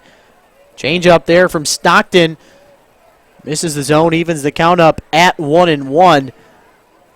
Mentioned how it's Meet the Unicorns night here at the ballpark. We're also going to have fireworks after tonight's game, so if you're up in the suites or down in the bathrooms, make sure you stick around for all the fun that entails after the game, as Smith fouls off this one up and out of play over to our left.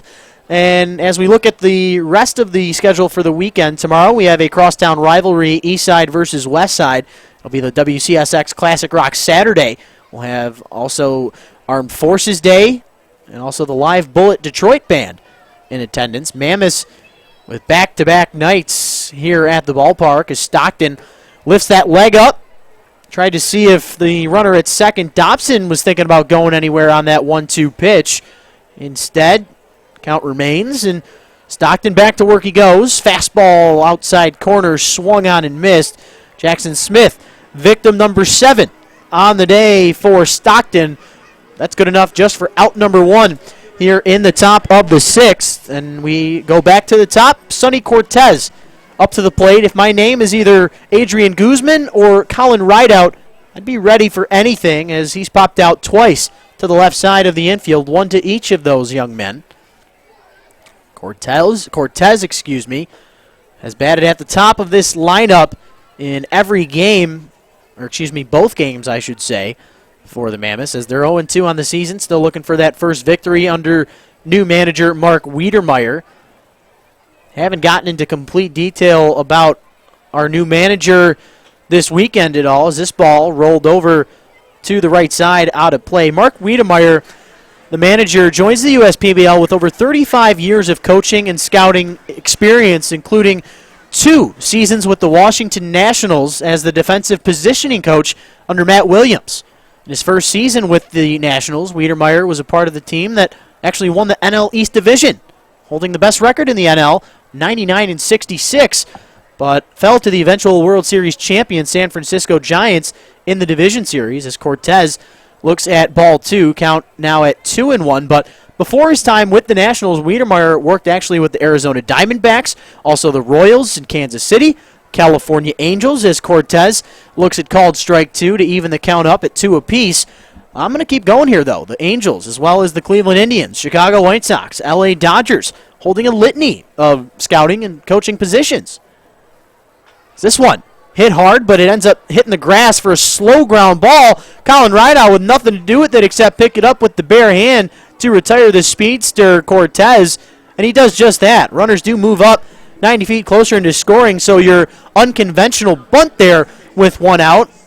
Good enough for the 5-3 putout to bring up out number 2 on the board. So the Unicorns still with an opportunity to keep the Mammoths off the board in this top of the 6th inning, but for the first time all night, Spencer Stockton running into a bit of trouble as Stephen Pasquale now standing up to the plate. He's been keeping Kyle Bonneke busy over there at second base this evening. Already a ground out and a pop out in his vicinity. So I'd be ready if my name's Kyle Bonneke, as Pasquale was actually 2 for 2 coming into play tonight with a pair of singles, a run, and a base on balls as he looks at called strike 1 to begin this at-bat. And if I'm Stockton, obviously you're disappointed with the results of how this inning started with the single and the walk, but a strikeout, a weak ground ball, and if you can retire Pasquale without any runs, be pretty happy with yourself, barring not having a perfect game anymore, as the 0-1 misses upstairs. Good eye there from Pasquale to hold off, bring the count even at 1-1. Of course, Pasquale, coming to us from Linwood, California, was with the Bakersfield Train Robbers in the Pecos League. I'm guessing came over there, of course, with the assistant manager of these Westside Woolly Mammoths, Mr. Brian Klopp. It's all about who you know in this great scheme of life, and sometimes it's not just what you can do, but who you know, and it's part of the reason why Steve is on this Westside roster as the 1-2, outside corner, the cutter action there from Stockton gets strikeout number 8 on the night, but he does allow his first hit of the evening, and the no-hitter and perfect game no longer intact. But hey, Unicorns out in front 3-0 over the Mammoths. Head coach Skip Essien will take that one as we head to the home half of the 6th. You're watching the USPBL YouTube channel.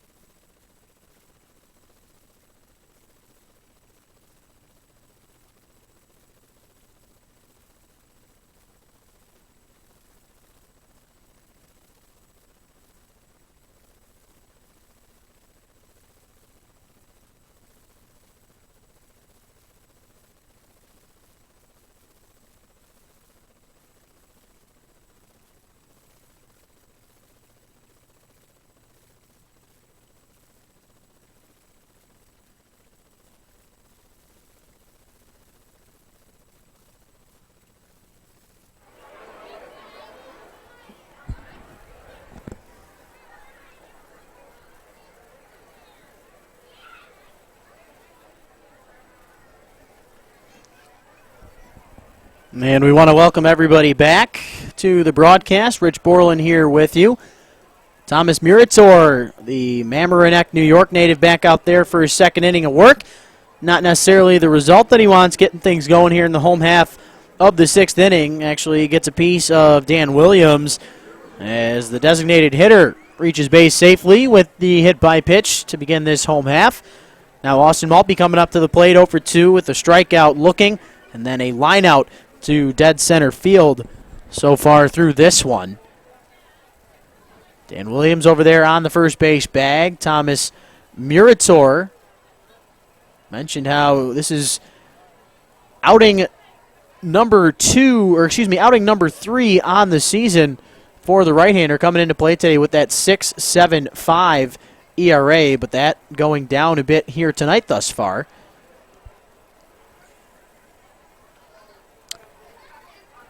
This one, right down Broadway, brings his count even at 1-1 on the hitter Maltby.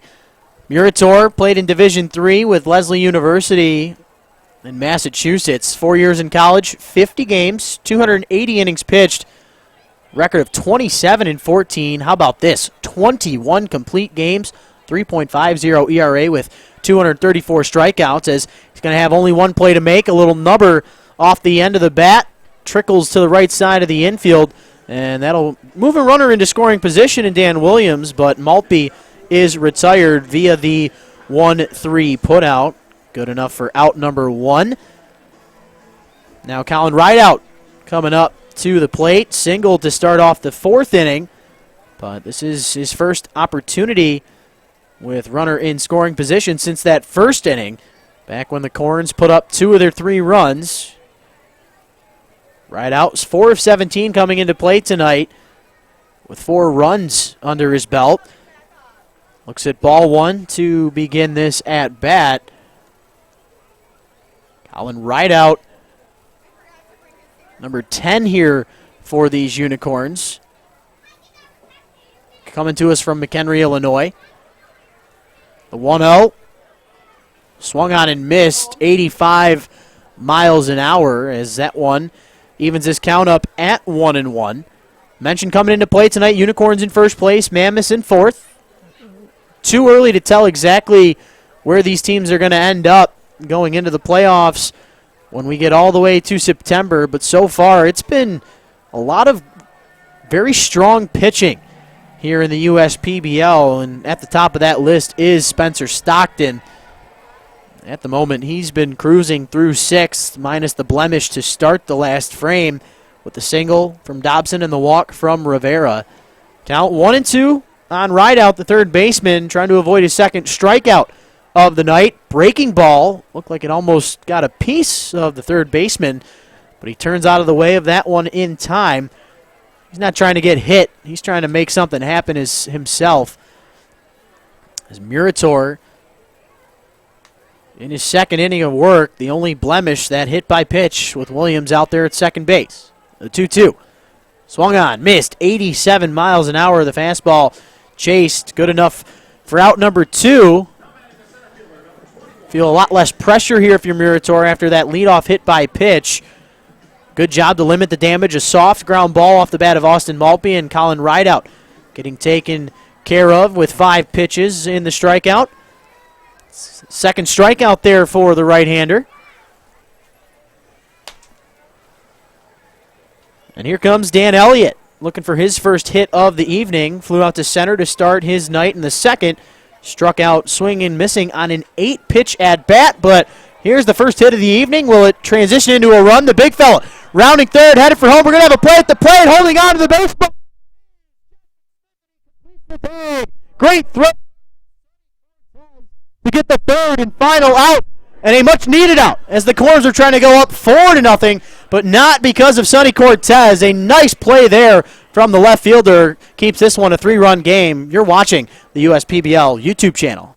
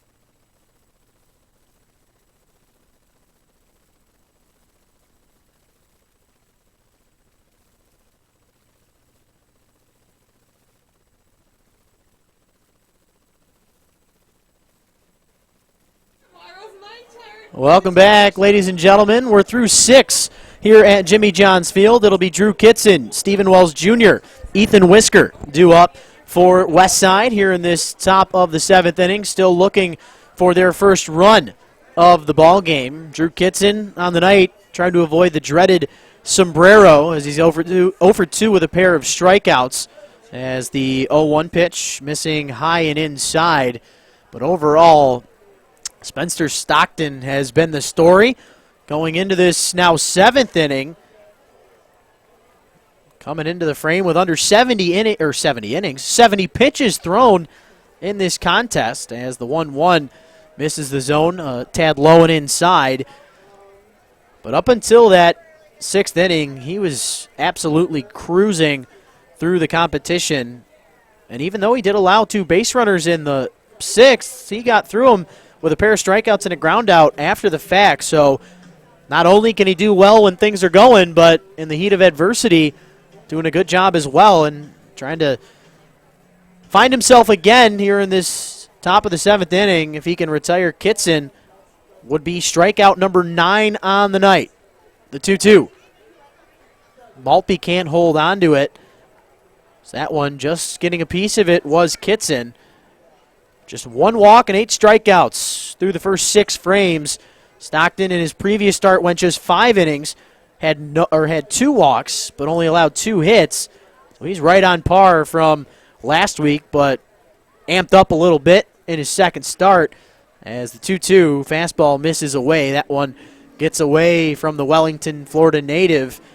And here's a big-time pitch in this game. As much as people might not think about it, you're into another inning. Not sure if Coach, said you had so much left to give going into this 7th frame. We don't see a lot of starters in the USPBL get through a 7th inning, let alone get to it with, the main focus being developmental reasonings as the 3-2, breaking ball at 83.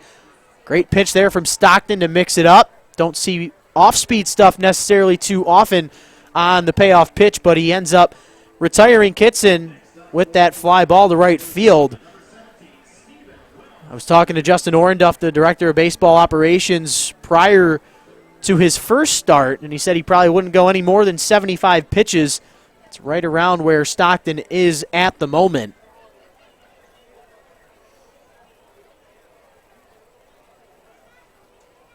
.75 on the button as we get into the next at-bat. Stephen Wells Jr., first baseman, 0 for 2 on the night, 0 for 8 on the season. Does have 2 walks as well as an RBI so far this year, but pops up the first one over our heads in the press box.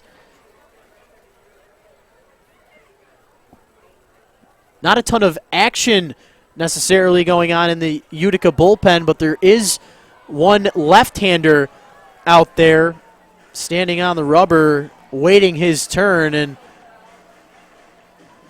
taking a look at this Utica roster. There's not a lot of lefties in the USPBL, and in fact, there's only one on this Utica roster, which means that must be Mitch Williams getting loose out there in the bullpen. Stephen Wells Jr. making contact on the 0-2. Stockton rising up with the fastball on that one. But Wells doing just enough to keep himself alive in this at-bat. Popped out to third base to start the 2nd. Struck out in the 5th to start that inning. First time he hasn't let an inning off tonight as the 0-2. Outside corner changeup at 83. A darn good pitch at 0-2. And yes, we're in professional baseball, but at this level, shocked to see a guy not go after something 0-2 when it's that close. The 1-2 from Stockton. Breaking ball. Absolutely filthy. Nothing Wells was going to do about it, and he goes down for his 2nd strikeout of the night. 2 up and 2 down here in the 7th. And now here comes trouble. Ethan Whisker, one of the premier players from 2018 here in the USPBL, still trying to find that rhythm, getting back into the swing of things here in 2019 as he's just 1 for 10 now with a ground out and a fly out so far tonight. First pitch looking, that one at 82 misses the zone low, a bit away. And you wonder right around 80, low 80s in the pitch count. Do you let Spencer Stockton go in the 8th if you get out of it here? He's got a chance to, as this one hit into right center field. Dan Elliott on the run, makes the catch with ease. Another 1-2-3 inning for Spencer Stockton, 6 out of 7 so far tonight. That's exactly what the doctor ordered. As we head to stretch time at Jimmy John's Field, you're watching the USPBL YouTube channel.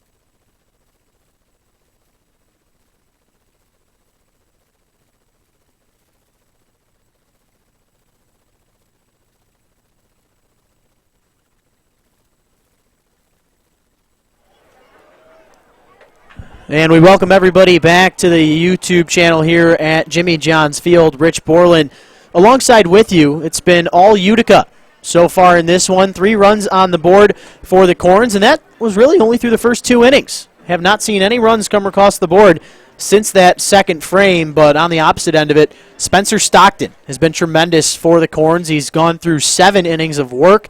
He's allowed no runs, just the 1 hit. Arguably the best pitching performance I've ever seen at Jimmy John's Field outside of back when we had that beauteous no-hitter in 2016, of course, with these Utica Unicorns, as Adrian Guzman, meanwhile, quickly down in the count 0-2, as back out on the bump for another inning of work is Thomas Murator, who's at just 19 pitches through his first 2 innings of work. He is yet to allow any extra base hits, as he did hit Dan Williams to lead off the 6th inning, but then a play at the plate on a Dan Elliott single ended the home half of the 6th inning, as Guzman looks at a ball, brings the count to 1-2.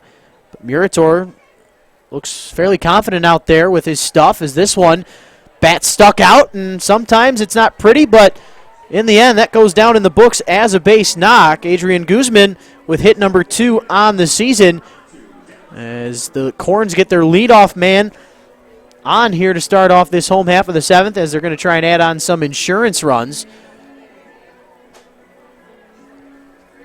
Dallas Oliver coming up to the plate. 0 for 1 thus far with a ground out to second base, but came around to score twice with a hit by pitch, a stolen base, and a base on balls. Runner at first is Guzman, who does have some speed thus far on the season. Does not have a stolen base attempt, but, oh my goodness, Dallas Oliver for the 2nd time tonight, getting hit by a pitch, and he's walking off the field immediately. Looked like he got hit right in the head. That's the last thing you want to see. Murator clearly not doing that on purpose after allowing Guzman to reach base safely, but you can clearly tell that Dallas Oliver is shaken up on the play, and with good reason. That pitch coming in there in the high 80s hit him square in the helmet. I mean, that's what the protection's there for.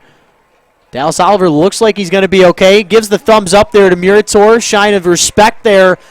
And it looks like he's going to be giving clearance to stay in this ball game. So a scary moment, but thankfully he's all right. He's making his way on his own there to first base, and he's going to stay in this one. But I am sure that the medical responders here at the ballpark are going to keep tabs on him as long as maybe another half inning or so. But we're just thankful to see Oliver up on his feet and able to walk away from that, because I've never seen it in person, but you know, I mean, that's just the head is nothing to mess with, and it's just a scary, scary scene. But thankfully, everybody is all right. But back into the action we go. Oliver with the second hit by pitch of the night over at first. Guzman now over there in scoring position at second. Murator trying to get back into this mentally is Kyle Bonneke standing in. Pitch at 85 miles an hour, missing the outside corner with that one. Bonneke's had a great night. A walk and a run scored in the first, and then an RBI single in the second. Did ground out to second base to start the fifth inning. If you're the Mammoths, you'd love nothing more than a ground ball here that could lead to two. Get yourself hopefully out of this inning quicker than what it seems like at the moment. Mentioned how it's Meet the Unicorns night. All the Unicorn players and coaches were out on the concourse when gates opened this evening. We're signing autographs, taking pictures, as well as some fireworks we're going to have tonight. But at the moment, Kyle Bonneke delivering for the Corns. Rounding third, thinking about home, was Adrian Guzman, but the manager Skip Essien, he's going to hold his base runner at third, and with good reason. Nobody out up there on the board. Maybe if there was 2 outs or 1 out, you can see him trying to add an insurance run, but you're up by 3. No sense in taking the chance at getting out number 1 at the plate here late in this game, as Murator having some issues here in this home half of the 7th inning, and back out there to try and calm down his reliever is Coach Brian Klopp. Brian encompasses a passion of coaching, teaching, building a positive environment for his players to develop. Justin Orenduff, the director of baseball operations, said at one point, and with his recent managerial success in the Pecos League and his ability to motivate players, they know he's going to make a big impact here in 2019, but trying to calm down his reliever at the moment coming into play today with that 6.75 ERA. And you hope that you can get some type of weak contact or no contact if you can retire McCabe, as he struck out in just the second batter of the inning in the first frame for the right-hander. So Bonneke reaching base safely with the single over there on first base. Still no outs here in this home half of the second.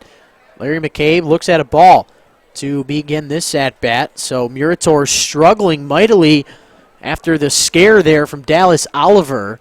There is an arm getting loose out there for the Mammoths in that right field bullpen. Looks to be a right-hander. Trying to figure out exactly who that is as we speak, as Larry McCabe looks at the second consecutive pitch. That one misses the zone high and away.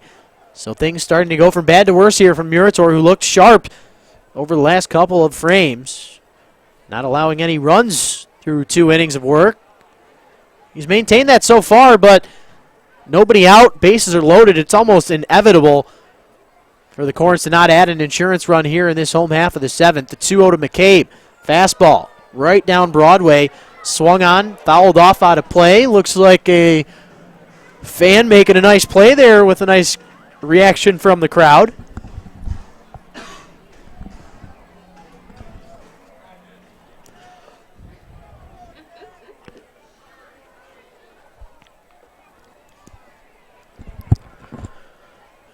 The count 2-1 on the left-hander.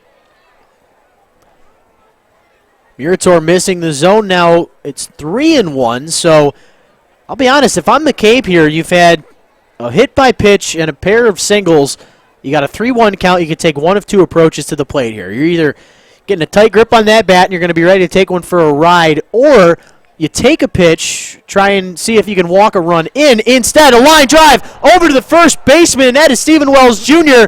That's about exactly what the Mammoths ordered, but almost a triple play if Stephen Wells Jr. had a heads-up play throughout. A heads-up play, catching the line drive and getting the double play at first, but he was that close to getting a triple play, as the runner over at second base was caught off guard in Dallas Oliver, and we were that close to seeing the second triple play in USPBL history. So what a turn of events for Murator, as McCabe has a series of unfortunate events happen to him. Line out to first base, turns into the double play that retires Bonneke. But we were that close to seeing another triple play here at Jimmy John's Field if Wells could continue to finish off that play. But you got to give credit. That was a hard line drive hit right at him, and he was conscious enough to get the double play and retire Bonneke at first. Now Jimmy Latona up to the plate. He's down in the count 0-1. Breaking ball right down Broadway, called for strike two. Latona on the night 0 for 2 with a pair of groundouts to shortstop, but did drive in a run with the sacrifice flyout back in inning number 1 that drove in Bonneke. But quickly, Murator has turned this one around. I said just a moment ago, with bases loaded and nobody out, there is about a 0.5% chance that you're not going to allow a run in the inning, but I'll eat my words if Murator can get out of this without any damage. It'd be a sight to see. The 0-2 to Latona. Breaking ball, swung on and missed, and Murator does get out of the jam. The bases were loaded with nobody out, and they get a double play combined with a strikeout. Mammoths needed that desperately as they trail it 3-0 as we head to the 8th inning. You're watching the USPBL YouTube channel.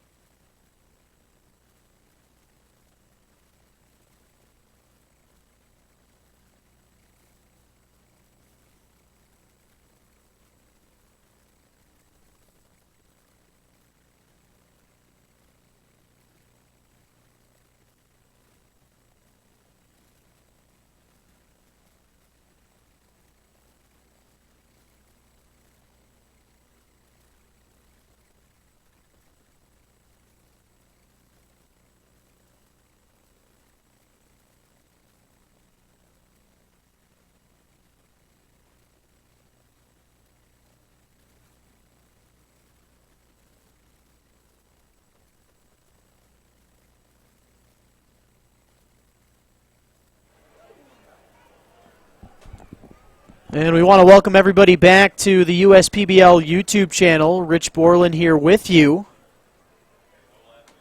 As we have Jake Barbie, Ryan Dobson, Ryan Rivera due up for the Mammoths here in this top of the 8th inning. New arm on the bump, which means the day is done for Spencer Stockton. Spencer Stockton with one of the greatest starts in all of USPBL history. Goes 7 innings. Ready for this, ladies and gentlemen. 7 innings he goes. Just 1 hit allowed. Of course, no runs on the board. Just 1 walk and 9 strikeouts. Not only is that a quality start, but he's looking like he's lined up for his first victory of the season as Jake Barbie swings and misses through his 3rd pitch of the at-bat. Down in the count quickly, 1-2. But I just can't talk enough about how well Spencer Stockton did tonight. And if you can have consecutive starts like that through about a month and a half here at Jimmy John's Field, you might not be around Utica, Michigan for all too long, as Jake Barbie is hit by the pitch on the right hand. Hate to see that if you're Mitch Williams, the new arm on the bump. And I mean, it's crazy. I got through one batter without even letting you know the new arm on the mound, and that just goes to show you how well Spencer Stockton did tonight. And then in terms of the season, it's Mitch Williams, the only left-handed pitcher on this Utica roster. He's had 1 outing so far in relief. He went 1 full inning, didn't allow any runs, no hits, no walks, did have a strikeout, but a hit by pitch to lead off this top of the 8th inning gives the Mammoths a run for their money at their first run of the ball game. But I'll tell you what, Spencer Stockton, just the 1 hit to Ryan Dobson that led off the 6th inning. That runner got all the way to 3rd base. But Mitch Williams mentioning how he's just the only left-hander on this Utica roster coming out of the bullpen. He'll be used a lot here this summer, I'm guessing, as you know, left-handed pitching, it doesn't come often, but when you can find that type of talent from that type of pitching spot, I mean, it's so different. There's so many differentiations that left-handers can create against the more common right-handed hitter, as Mitch Williams with the Utica Unicorns in his 2nd relief appearance. He's going to be that guy that comes in late in games, more of a setup type role for the closer, as this one, 80 miles an hour, swung on and missed. Count now 1-2 on Ryan Dobson. But for the left-hander, Mitch, as they like to call him, he's so far, coming from, that would be Los Angeles, California, the Azusa Pacific University, as in 2017 in relief, went 18 1/3 as he misses the zone to bring the count even at 2-2. A 2.45 ERA in 2017 in Division II baseball, 25 Ks, just 10 walks. But then in the previous year, in 2016, had a sub-2 ERA. As he's trying to retire his first batter of the night. The 2-2 pitch in on the hands of Dobson, fouled off and into the netting here at the ballpark. These fans eager for the finale of this one because, of course, after that, the greatest show in town, the USPBL fireworks, which do happen every Friday night. If you were unaware, the 2-2 to Dobson, the kick, the push, fastball at 87, misses the zone high and away. Mentioned out tonight, of course, is Fireworks Friday, but tomorrow we'll have a little crosstown rivalry action, Eastside versus Westside, as the Mammoths will be in the back-to-back games here on back-to-back nights. Then, of course, on Sunday it'll be the Hoppers versus the back-to-back reigning champs, Birmingham Bloomfield Beavers. But Dobson on the payoff pitch cannot make any contact, and he is retired for out number 1. He ends his night with a 1-for-3 evening with a single strikeout there and then a ground out back in the 3rd inning as Ryan Rivera coming up to the plate. 0-for-1 with a strikeout, but did walk after Dobson had the only hit of the night for the Mammoths, as the first pitch to the right fielder called for a strike, even though Maltby could not squeeze onto it.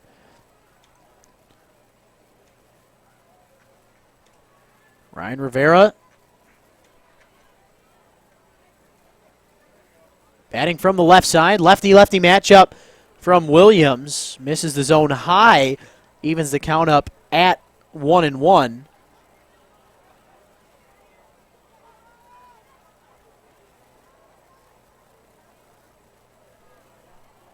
Rivera, another one of these new guys on this Westside team, hits the ball into right center field. Underneath it is Dan Elliott. Makes the catch, finds the baseball behind the lights.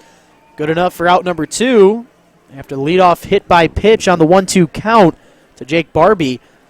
No damage done as Dobson and Rivera are retired. The only 2 Westside players to reach base safely coming into this inning. So a good job from Mitch Williams to retire those 2, is now Jackson Smith coming up to the plate. He's trying to avoid that dreaded sombrero.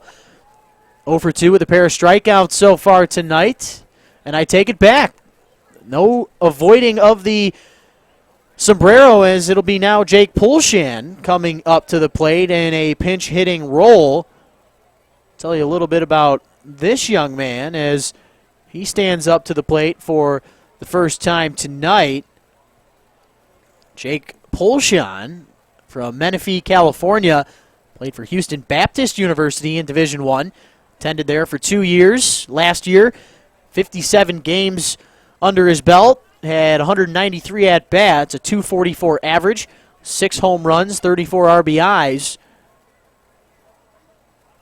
It's got to be a lot warmer in California at the moment, but hey, you know what? The weather will get there here in Utica day after day, as we're kind of at that point in time where, you know, the days are warm, but the nights get a little chilly, so it's kind of the nights where you got to bring the jacket out, not necessarily wear it all day, as Pulshan trying to make a name for himself here at Jimmy John's Field as he looks at called strike 2.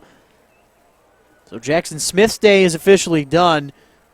Pulshan will end up doing the catching for the remainder of this one, which could just be 1/2 inning if they cannot get 3 runs before they allow 4 outs, as the 1-2 pitch misses the zone high and away, evens his count up at 2-2. So far this season, Pulshan just batting .167. Of course, not a lot to really go off of, as he's just 1 for 6 on the season with a single and a walk to his credit. As this one's fouled off, keeps the at-bat at 2-2. Mitch Williams looking sharp out there on the bump outside the blemish when he hit Jake Barbie, who has been standing over there at first base for about 10 minutes now. Pulshan ready for the 2-2. Williams brings it. Fastball just misses high and away. Kyle Bonneke was ready to head to the third base dugout, but instead he'll have to make way to that second base bag, as of course Jake Barbie will be moving on first movement there from Williams. Of course, I guess maybe not first movement with the left-hander up. You got to wait to make sure he goes home with it. He does. Breaking ball in on the hands of Pulshan. This one's might dropping into shallow short left field, and in fact will. Adrian Guzman for a second ended up having it. Will we have a play at first? Yes, we will. On the back of the leg. Pulshan does get the single that drops in, but a base running blunder, a heads-up play from the shortstop, Adrian Guzman, throws it to Colin Rideout at third, and then Rideout doing his job, maintaining the composure, and throws out the runner, Pulshan, at first for the third and final out. You got to love to see the heads-up play defensively, but the Mammoths going to have to think about that one as they go back to the dugout and remain scoreless for them as they trail it 3-0 as we head to the home half of the 8th. You're watching the USPBL YouTube channel.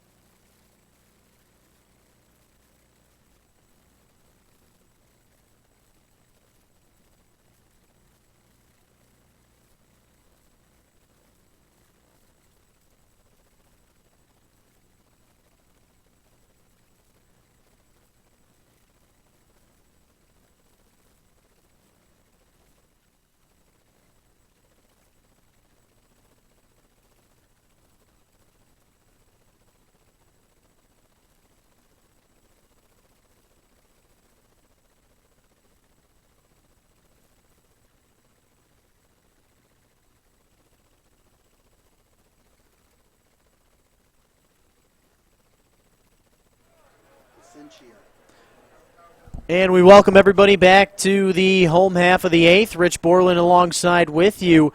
Utica Unicorns out in front of the Westside Woolly Mammoths with an easy cushion, 3-0 as we head to the home half of the 8th inning. It'll be Dan Williams, Austin Maltby, Colin Rideout due up for the Corns in the home half of the frame. Dan Williams looks at 2 straight. The zone has been missed twice already by the new arm on the bump. Murator's day is done, but it gives way to Zach Williams, the California native, coming to us from Cal Poly Pomona. Out there, the 235-pound, 6'3" right-hander, now down in the count 3-0 to Dan Williams, who's got an RBI single and a hit by pitch so far tonight, as nothing but a green light given there to the big fella. He was looking to hit that one over the lights, but he gets nothing on it. And I'll tell you right now, ladies and gentlemen, Dan Williams is a free swinger without a doubt, and for good reason. He's arguably hit the best so far in 2019, and there's that big swing again. You just got to be able to make contact with it, plain and simple. It's kind of like, the MLB hitters now today, where they take the big cut. They don't really get great contact half the time, but when they do, it goes a long way, as the payoff pitch, foul once again. Williams continuing to just battle here in this at-bat. Meanwhile, Williams, the right-hander, coming to us from Hollywood, the Hollywood Stars, played in the Pecos League there in 2018 as Dan Williams looks at ball 4. That's the 3rd time that he's reached base safely tonight. So the Unicorns continue to try and add on, and would you look at that, ladies and gentlemen? I believe that is the pitcher, Donald Goodson, out there making a pinch running performance here as the day is done for Dan Williams. And, of course, Goodson listed on the roster as a pitcher, but does have experience as a position player. Does have a gigantic lead over there at first base as Austin Maltby standing in, looks at called strike 1 to begin this at-bat. Yeah, that is in fact Donald Goodson over on the first base bag, so it's the first time we're seeing him in a non-pitching role here at the USPBL. He thought about trying to take second as that one misses in the dirt. Good job there from the man who replaced Jackson Smith. That, of course, is Mr. Puljan. Maltby even in the count at 1-1, trying to make something happen and give the Corns a little insurance here in this home half of the 8th. Line drive, hit foul right near our right field patio area, which is always, of course, a great place to bring the friends, bring the family, bring out a company outing. And, of course, if you want to do that, feel free to reach out to me anytime, because I'm not just the broadcaster but also a group sales rep. Austin Maltby down to the count 1-2, looking for his first hit of the evening. Struck out looking in the first, lined out to center. That ended the 3rd frame, and then grounded back out to the pitcher. That, of course, was Murator back in the 6th. Maltby ready for the 1-2, and instead we get the strikeout, maybe a throw him out, but instead of a caught off guard, Donald Goodson transitions that into getting into scoring position. But with a 3-run lead, you got to be a little bit more conservative out on the base pass there. I mean, I understand it from a guy who is normally out there pitching, trying to, make something happen out on the base pass, but a good job from Mr. Williams. Yes, Mr. Williams out there on the bump to get out number 1. Goodson now out there in scoring position. Colin Rideout now standing in. A single and a pair of strikeouts so far tonight as he fouls off the first pitch he sees.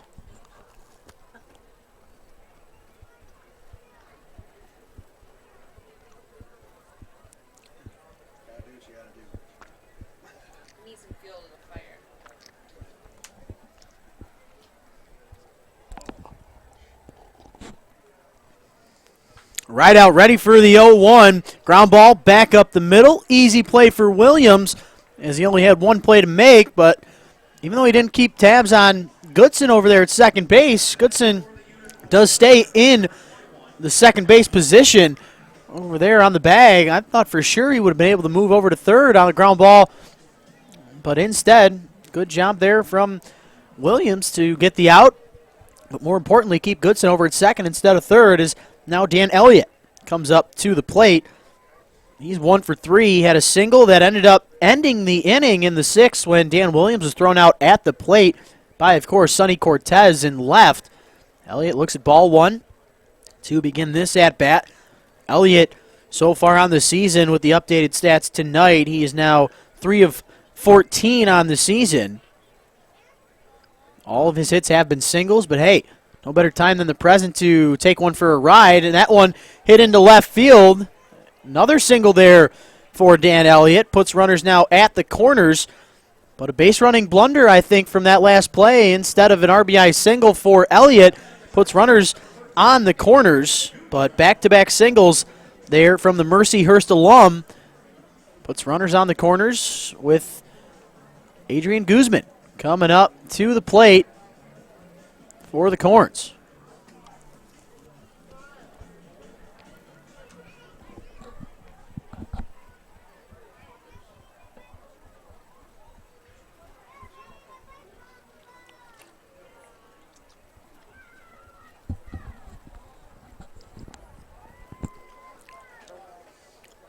Guzman up to the plate in his fourth plate appearance. Did have his second hit of the season just in the previous seventh inning when he led the inning off.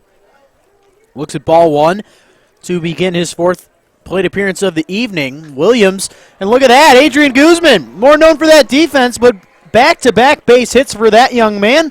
Brings in the fourth run of the game here for the Corns with 2 outs, and Goodson does end up coming in to score eventually with a pair of singles. As we go back to the top of the Utica order, that 4-run lead, you got to be pretty comfortable now if you're Jim Essien. As we go back to the top of the order, happy to see Dallas Oliver still in this ballgame after getting drilled in the head just an inning ago.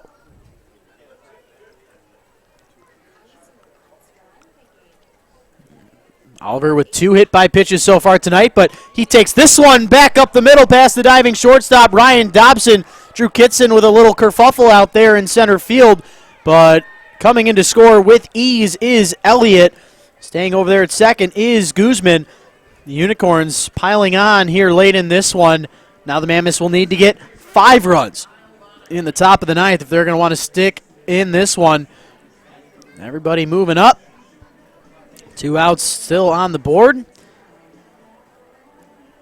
Zach Williams, who started this inning off with a base on balls on a 7-pitch at bat to Dan Williams, led to a strikeout and a ground out. Thought we were about to be out of this inning, but a really nice job by the bottom of this lineup, Dan Elliott and Adrian Guzman, to keep this one going for his team. Oliver now over there on first. Bonneke standing up to the plate. He's had arguably the best night thus far. A pair of singles, a walk, a run scored, and an RBI to his credit.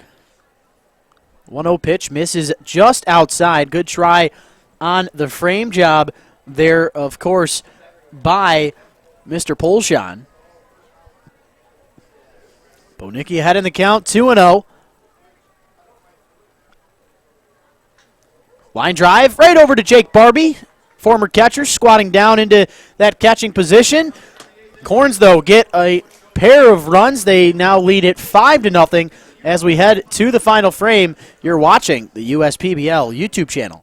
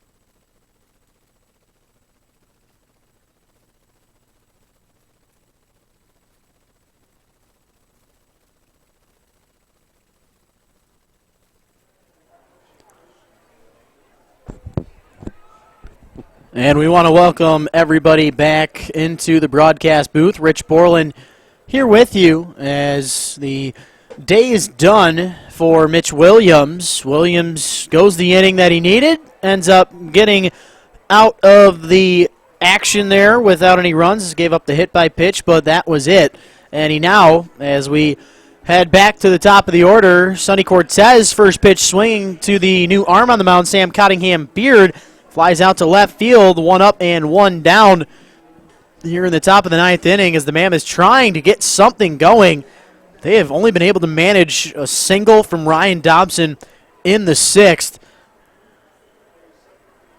And then, of course, Poljan with that single in the 8th inning where he ended up getting picked off at first base after he took the round. Was thinking about taking second, but instead a 6-5-3 putout was recorded for the 3rd and final out. Steve Pasquale now, meanwhile, fouls off the second pitch of the at-bat that he sees. Sam Cottingham-Beard looking sharp out there on the bump for the Corns. He made 1 appearance in relief.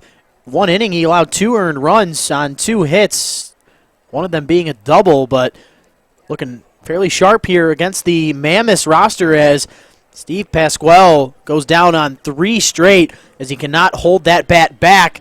Quickly 2 up and 2 down here in the 9th.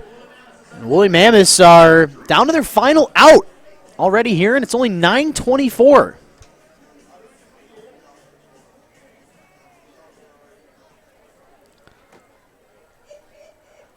So Drew Kitson, the last line of defense for the Westside Woolly Mammoths. He is 0 for 3 so far tonight with a pair of strikeouts and then a flyout to right field. 2 up, 2 down for Sam Cottingham-Beard, the Western Illinois Leatherneck, trying to make something happen. Go 1, 2, 3 and give these fans the fireworks show early as Kitson now down in the count quickly, 0-2, swinging right through that pitch. And I'll tell you right here and now, if I'm Sam Cottingham-Beard, I am going directly after Kitson. You got nothing to lose. Worst case scenario, you give up a solo shot and make the deficit just 4 runs. But instead, trying to close the door here for the Unicorns. The windup, the push, outside corner on the cutter, just missing there from the right-hander. Better eye there from Kitson to not chase the 0-2. Don't see that happen all that often. At least we have it tonight with the way Spencer Stockton was working. The 1-2 well outside and up, 94 miles an hour. Sam Cottingham-Beard was trying to end this one on a high note. Nobody on, 2 outs. Mammoths trying to avoid an 0-3 start. The Unicorns looking to go to 4-1. This one in the dirt. Good eye there from Kitson to try and continue this game. So now payoff pitch will ensue, and if I'm Sam Cottingham-Beard, you got to go right after him. Friday night here at the ballpark. Fans still in attendance, waiting the fireworks show. Sam Cottingham-Beard trying to close the door. Fastball hit hard to the left side. A short hopper over there to the third baseman, Colin Rideout. And this game will end with a flash.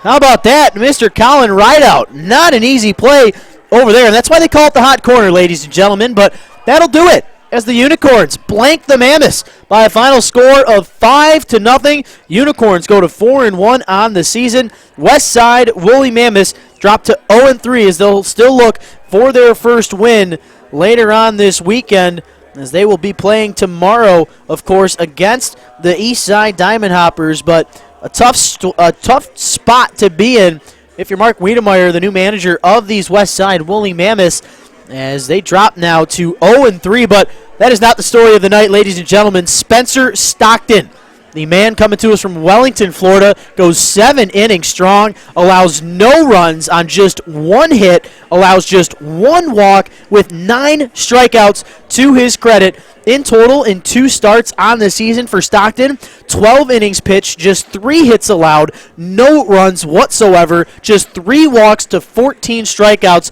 in 2 starts for that young man right there. And I'll be excited to watch him in the next couple of starts, but the way things are going there for Spencer Stockton, I'd be shocked to not see him sign with an affiliated team in the weeks and months to come here at Jimmy John's Field. But That's a quick one here for tonight's festivities. We started this one right at 7:05. We're through it at 9:26 here at the ballpark, but overall a very fun night. Mentioned earlier on in the broadcast, tomorrow we will have a crosstown rivalry matchup, Eastside versus Westside. First pitch at 7:05. Yours truly will be back on the call solo as my partner for the summer, Leo Ortel, is finishing up commencement stuff over at Spring Arbor University. And other than that, ladies and gentlemen, we are excited to bring you more action tomorrow night. I'll be back on the broadcast there at about 6:50, right about prior to the first pitch of the game. Hope everybody enjoyed this one, but for now, we'll send you off. We'll be back tomorrow. You stay classy, Utica.